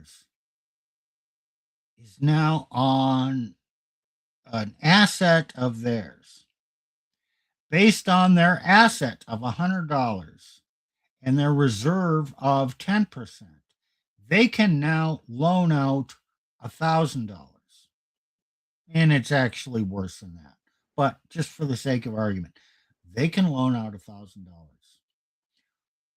Where did that $1,000 come from? They literally made it up. Exactly. They write down in their ledger that they gave you $1,000. It's actually not an asset on their books; it's a liability. The asset is the loan, the loan that they made on the other side with your money, because that's the thing they get paid on. The liability, they have to give you your money back. And so the bank failures of the 1930s were they had loaned out so much that they couldn't, when people all came to the bank at the same time, they didn't have enough cash to with loan out. Double entry bookkeeping, it's an asset on one side, it's a liability. Yeah, right. So anyway, I'm going to show you guys this chart and I'm going to walk you through it. There's a piece of math that goes with this. So this is just in trillions of dollars ending fourth quarter 2025. The data comes from Lending Tree. So pretty solid source, with the exception of the purple bar that comes from Fred. Fred is a St. Louis is a Federal Reserve data service put up and maintained by the St. Louis Federal Reserve branch. So currently, as of the end of the fourth quarter of 2025, there are, well, I'll just start with the smallest. Credit cards debt, $1.28 trillion of credit card debt. Student loans, $1.66 trillion of debt. Okay. Automotive loans. So these are your car loans, for buying a car, $1.67 trillion of debt. So right there, we have, crap. I didn't get my math up for this, but you have about we'll call it $4.5 trillion of debt right there. Okay. $4.5 trillion of printed money. That money did not exist before. Now let's talk about the elephant in the room. Real estate. $18.16 trillion in outstanding mortgages. Now, I don't have it up on the screen, but I have the breakdown of that. So I combined it. It's residential and commercial. Of that, 13.17 trillion is for residential. It's for homes. Okay. 4.99 is the commercial and multifamilies, like your rent, your corporate rental units, that kind of stuff. So the Federal Reserve's balance sheet as of April 2026, they update it monthly, is $6.7 trillion. The ratio, there is 3.4 times more private debt than there is on the Federal Reserve. Yeah, that 6.7 is Federal Reserve money printing. I won't get into the mechanics. It's really, really cool, really nerdy stuff. But yes, that's money printing. But the Federal Reserve is the marginal player here. All of the money that was printed in the blue column. Okay, wait. Now I'm going to say something. I'm going to pretend to be a total dumb shit here. And I'm going to hope Plutarch can shoot this down. Damn, Plutarch, this is great news. Look at that. 18 trillion. But you know what? Everybody has equity in their home. So they got Yeah, 20. 200, Let's 300% call it 20. overpriced. Well, let's call it 20% equity. I don't care. You can even call it 10% equity. 10% equity would be another 2 trillion. So the American wealth, we have 20 trillion in assets against this. So surely this is a good thing. Look, here's where all our wealth is. This is great. Okay. I'm going to have some fun with this because when we talk about equity in a house, we talk about one of two numbers. You can either say what is the number, the assessed value for tax purposes. That's one way. And what the other way is, well, Zillow says that my house is worth X. In both of those cases, people are actually making what's called a loan to value comparison. Now, how that value is determined, many different ways, many different methodologies, the Zillow methodology, the tax assessor methodology, my personal favorite, ask a real estate agent methodology. That is, by the way, a thing. You can ask a real estate agent to value your house. But here, there is one Appraisal. valuation. What, Nick? Appraisal, basically. Yeah, an appraisal. Yeah. There's one way that no one wants to talk about, but it is the only true valuation. And that valuation is, what can you actually sell it for? There's going to be a lot of boomer dreams crushed. Well, why They're do you think they're starting on to panic. They are, which is why the reverse mortgage As we thing predicted. Well, and that's why the reverse mortgage thing is so popular. It says, well, I'm safe because I'm just selling my house back to the bank. Right now, good luck getting a reverse mortgage. I mean, seriously, just good luck. The banks are kind of out of that game because it doesn't. Why you don't want to reverse mortgage into a house that's going to lose value. So What? the writing's almost Are already you on the saying? wall. The you saying writing's if on the we go- wall. The writing's on. Are you saying Nick's that having- my analysis of the 20 trillion of wealth assets in the housing market, if we go into a recession and people don't want to pay my price, and let's say the value of housing markets drop by 50%, kind of like what they did in about 2008 to 2010. Yep. Then the housing is only maybe worth 10 trillion. Well, if it's only worth 10 trillion, how much loans are we going to owe on that 10 trillion of true asset? Well, the interesting about this is that this is actually going on in the commercial real estate market right now. Every so often, I see floating across my news feed, oh yeah, this commercial tower that was sold in 2022 for $200 million just sold for $40 million. You know, and they took a 60% bath on the deal, right? So that was what. So I'm in a place right now. Won't tell the audience, but they all learn. These corporations could learn. Wait, they can do the same job working from home most of the time, so we don't have to pay for all this office space. Mm-hmm. So now let's just say half the buildings downtown in a major city where I'm at, anyways, empty. Yeah. So cities have astonishing vacancy rates right now. New York is very high historically. It's actually down somewhat from the COVID peak because in COVID, the banks just emptied out and sent everyone home because banking is a job that can be done from home. And most of the return to office stuff was actually about it. Only really happened after the valuations on these commercial real estate loans collapsed, and this was mostly 22, early 23. And then as these valuations are collapsing, then you start to see everyone saying, "Oh, we got to get people back in the office." Well, that's my point. The value goes down. The asset value goes down, but the loan value does not. Remains. It does not go down initially until somebody writes it off, eats it, loses money. Yep.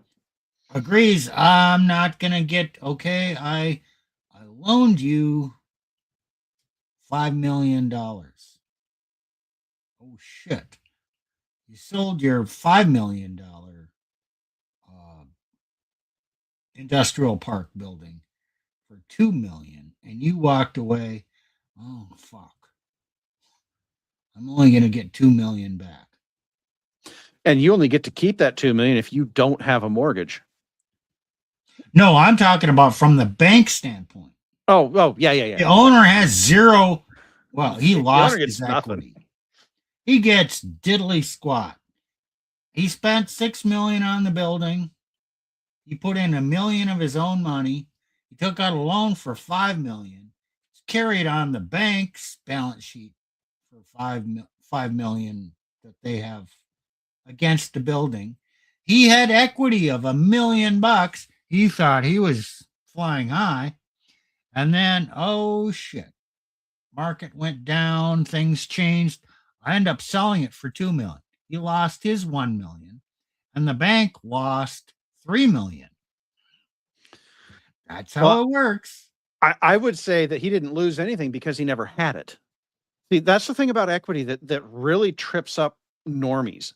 Well, if he bought into it, and if it was his down payment, then he had it.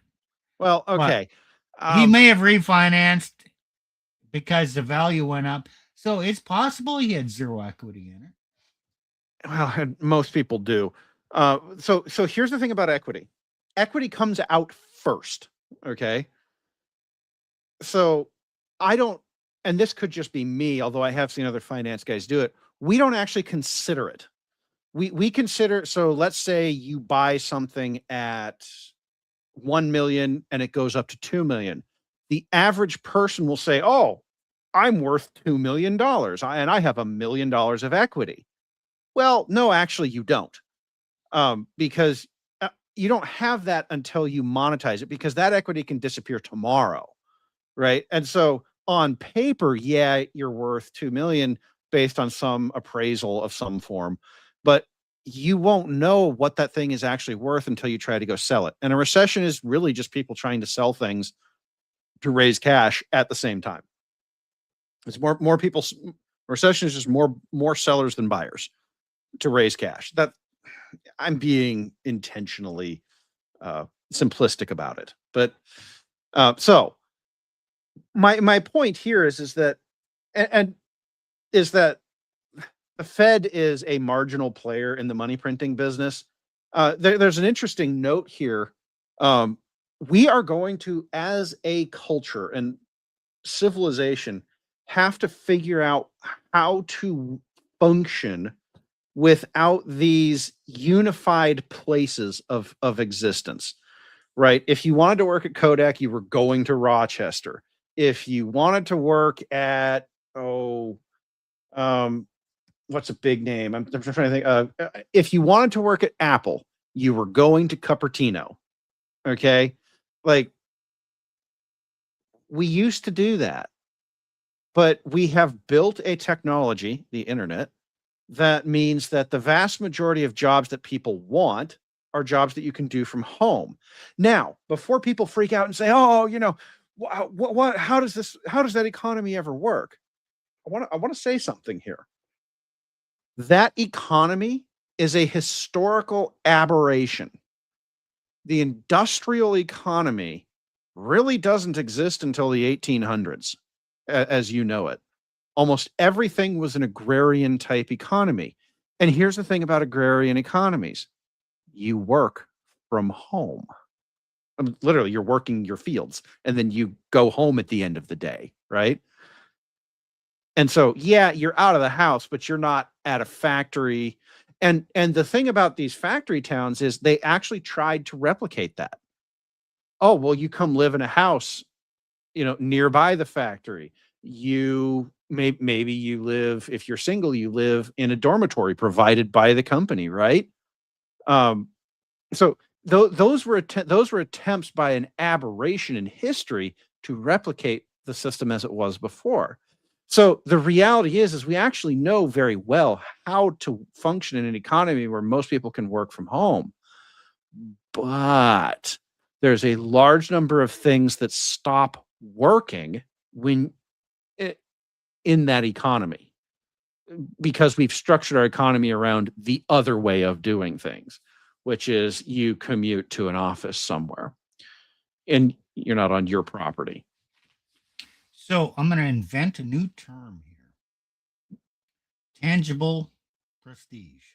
Tangible what? You're Tangible prestige. And I'm not talking about high prestige here. You were in a company town. You were in Rochester, New York, when Kodak was a big company. You got a job at Kodak. I work at Kodak. Ooh, women would be, kind of impressed. Oh, he has a good job. He might be good husband material. You have prestige enough to get married. It's tangible. There's the company, a big corporate campus. You go to work every day in that building. I can see it. I know the history. It's tangible from that viewpoint. So you'll get married and you feel secure as a man. Now you're working from home. Let's say you're making good money. Let's say you're in the gig economy. You're still making good money. Is there any tangible prestige to your job? You don't go to a building and say, that's where I work. You don't work for a big name company and say, yes, this is a damn good company. I have a pension, I have a retirement account, and you know what? My father worked there and I'm set for life. You can't say that. And somehow, okay, you can have a good existence, but women have not, they don't perceive the world the same way you do. They don't value that existence for a man, and it makes it a lot tougher for marriage, basically. Steve, there was there's a propaganda corollary here. Think about all the media that has promoted the idea that going to the office building or the factory is the prestige, and that people who work in the fields, well, they're dirty people. They are low class. Most farmers are worth tens of millions of dollars. They have and of tangible equipment, right? The tractor costs $1 million. The barn and whatnot, there's a couple $1 million of equipment inside of it. Like and the land. Oh, worth millions. Oh, absolutely. $5,000 an acre at the minimum. Yeah. $10,000, $15,000 an acre. Yes, you get up into millions pretty quickly. Right. But all of the propaganda that women see is that, oh, the farmers, they're dirty, they're rednecks, they are unintelligent, right? And so when we sent all the men home, we created a bunch of digital farmers. Well, you don't have the prestige of going into the office with the big corporate logo on it. Oh, you're not that guy anymore, right? But the reality is that was life for the vast majority of human history. You worked your field. We were talking about serfs earlier, working the nobles' fields, right? And for a woman, you wanted to be married to a serf because as a serf of a noble, when something bad happened, you got the protection of the noble, noblesse oblige, right? Okay, so Right. here we are in a situation where and I know just last week we did a stream claiming propaganda is dead. That stream was talking about a today thing. There was actually quite a bit of propaganda that would have worked back over the past 100, 150 years, where the prestige was you go to the office building. I mean, could you, in the let's go, the 1880s, the number of people who worked in an office building was very small. And if you worked in an office building, you were rich. You had status. You worked for JP Morgan or, like you were basically in New York or San Francisco or, a few places in the country. Right. And so you had status just by default of working there. And so we built up all this propaganda of, oh, well, people who work in office buildings have status and people who work fields don't. Well, the people working in fields keep you alive. That carried through probably up until late 70s. If you worked in an office building, you had prestige. IBM.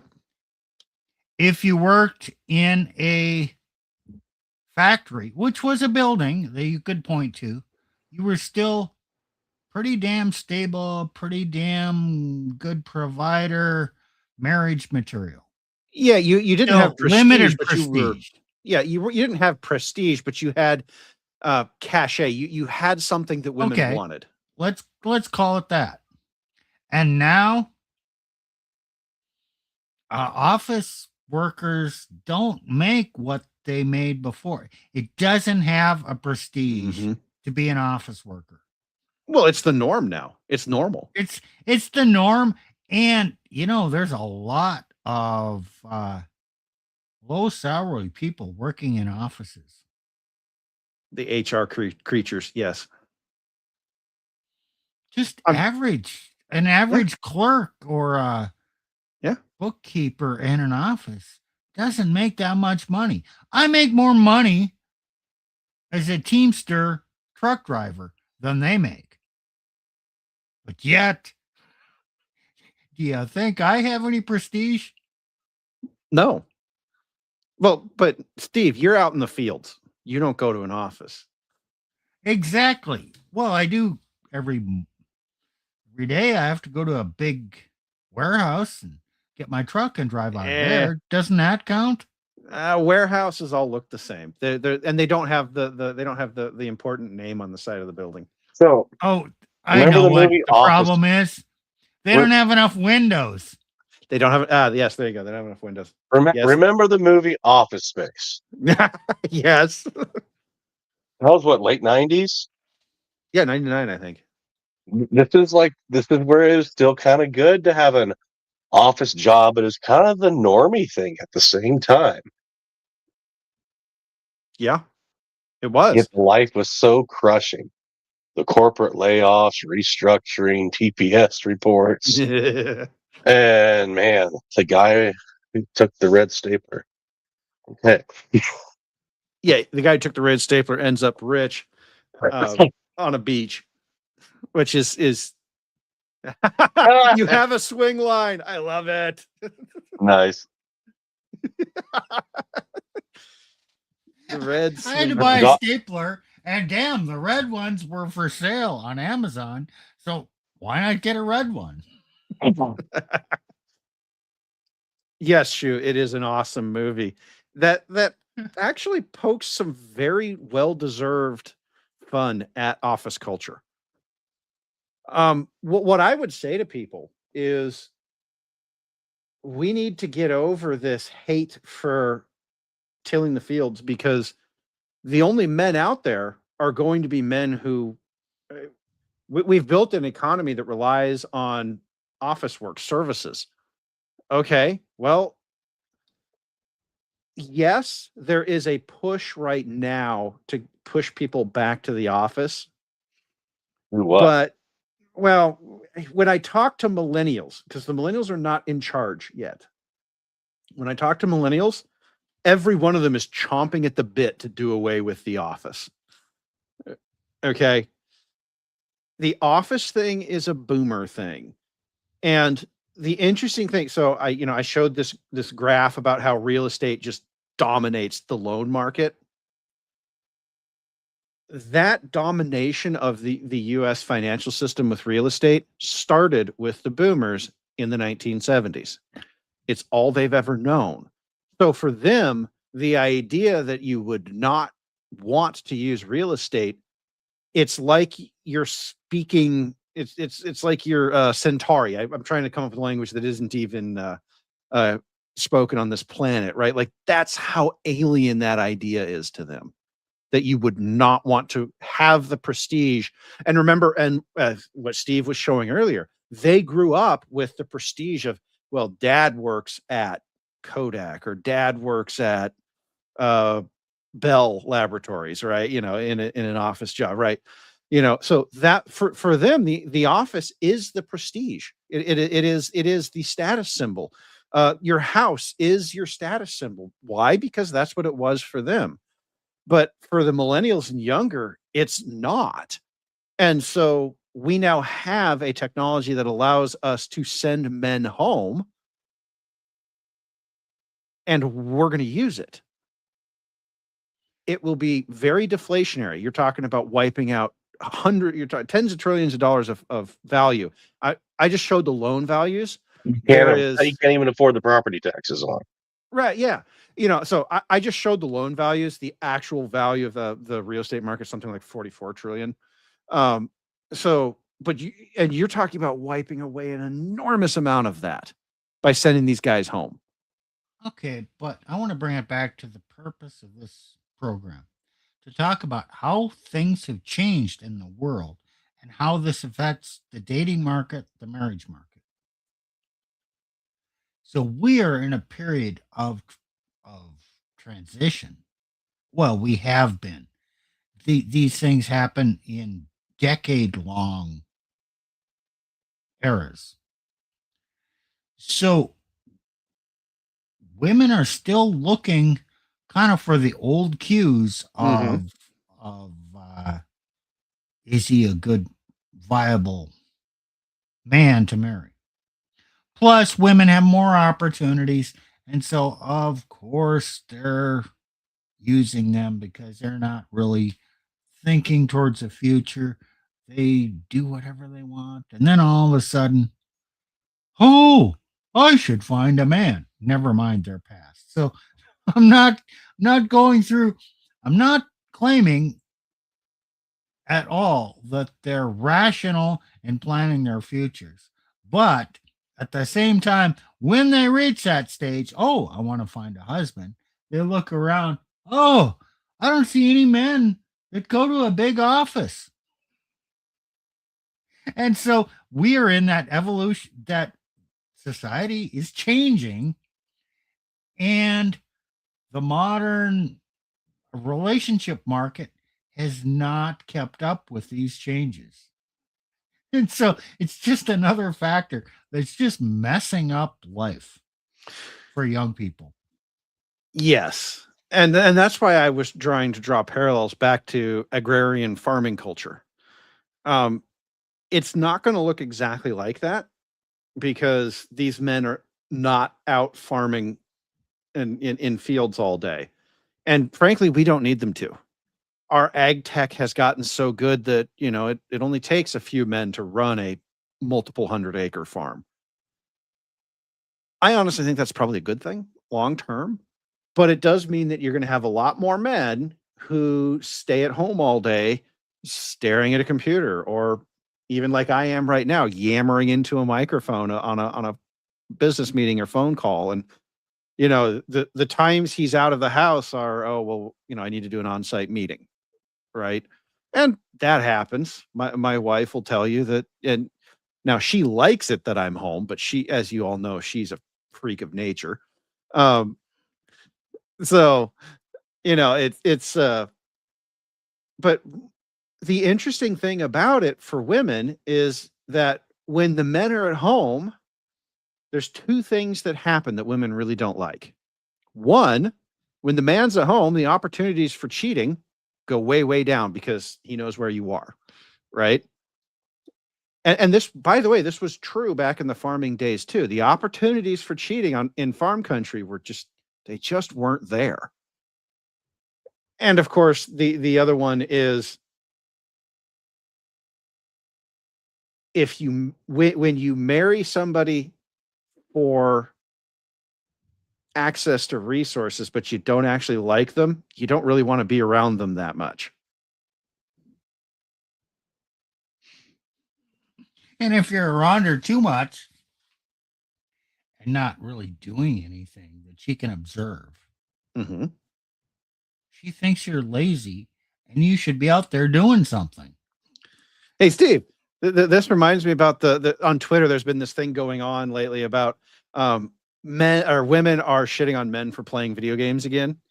And a bunch of men are just kind of like, fuck you. We're going to do that.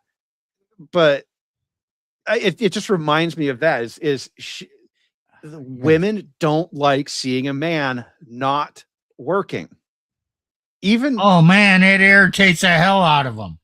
Even my wife is this way, and she's used to me doing nothing but staring at screens. He could be out there earning money to provide for me, and here he is sitting on his ass. He's pissing me off.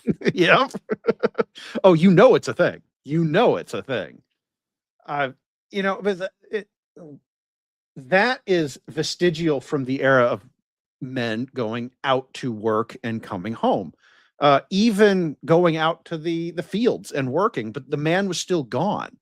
Now, the reason I say cheating opportunities were not really there is because you could still see the dust trail of the truck of your Chad coming down the road, and the guy would know something was up, and so it was too sparse to really be able to pull it off, but women have actually benefited the most from office culture, even if they don't participate in it.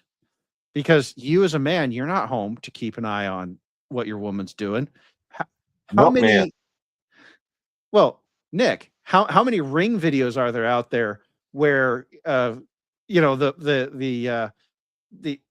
Chad is sneaking out, and as the guy comes home, right? We see this stuff all over the internet. Women love that.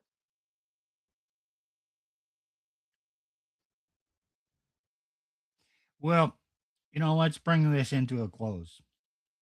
I don't really know what the theme of tonight's program was, or what the takeaway is, or what our advice is.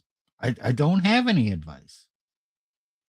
This was just to explore how things have changed from, over the past 60 years.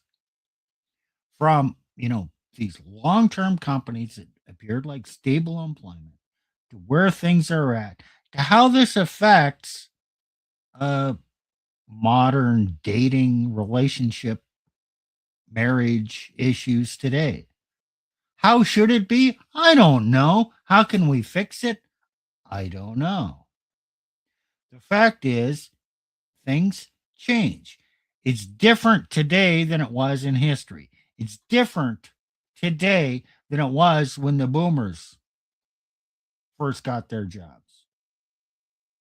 And everybody looks at life from their own experience, their own perspective. Young people today don't know the history. They just know this sucks. And these boomers are telling me to do differently and not understanding my situation. Yes, exactly. They're not understanding your situation and how it's changed. I don't have a solution. I'm just telling you, consider the time frame, look at history. No, if you're a young person saying this sucks, I don't know what to do. And it hasn't always been this way. Yes, you're right. You're saying, I don't have a solution for you.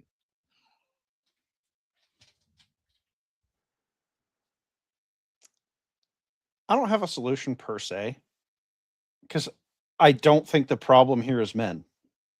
That's what I was getting at with, saying as well, it used to be that the prestige was going to the office. And it used to be that, going and working, and before that it was working fields was all you had as a woman to choose from.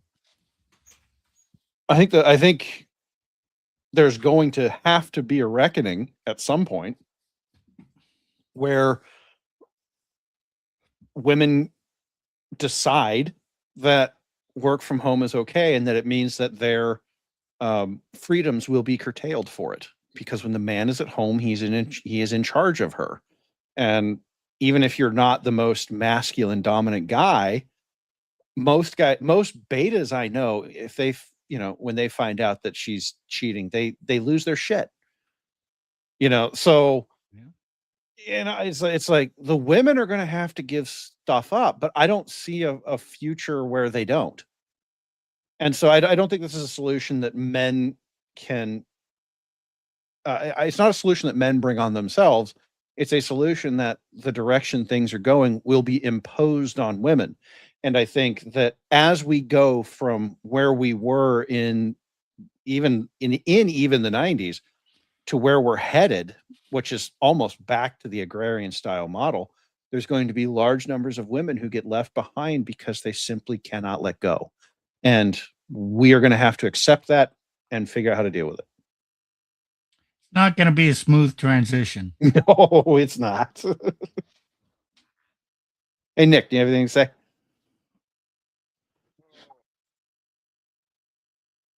Do what you can. Have a skill set. Even then, nothing's guaranteed. We are living in the turning of times. It'll be scary and interesting. Hopefully not too scary, though that's not guaranteed. Buckle up. Buckle up and survive. Yeah. Well, I think that'll be it. You want to take us out, Plutarch? All right. If you liked what you heard tonight, leave us a comment, and ask us questions. Obviously, you can click the like button, but it doesn't really mean anything anymore. If you want to hear more, we do different things different weeks. Sometimes we just explore ideas like you heard tonight, when these can be kind of random off the track discussions, where we go all sorts of nerdy places because we're nerds. But sometimes, we have focused discussions on, here's a topic that I'd like to talk about. We do different things. We dabble with finance, geopolitics, because, and we were talking about this might be an episode upcoming, don't know exactly when, but we were talking about how everything has gotten so bloody difficult in life, and men have to know everything about everything. And, so sometimes we pick a topic and discuss. If you want to listen to Pastor Nick over here, he usually brings a good sermon. So yeah, you can subscribe to, there he is. You can subscribe to get those as well. And the real reason we do this, though, is to help other men. And so if you know a man who needs to hear this message, tonight, the message is, you're not crazy. It really has gotten worse. And it's okay if you say so. And here's how it got worse. Well, pass this on. Yeah. That's it. That's the exit. So we will see you all next week. And yes, I didn't mention Saturday. Saturday, we are planning.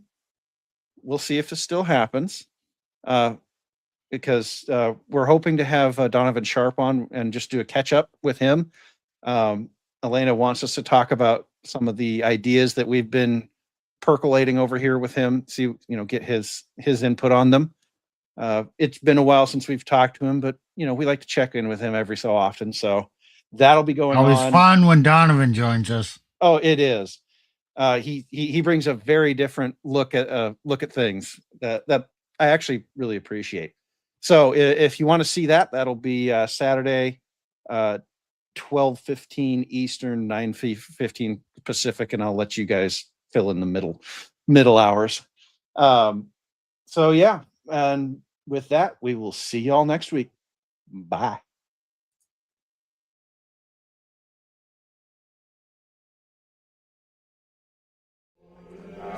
There was a firefight!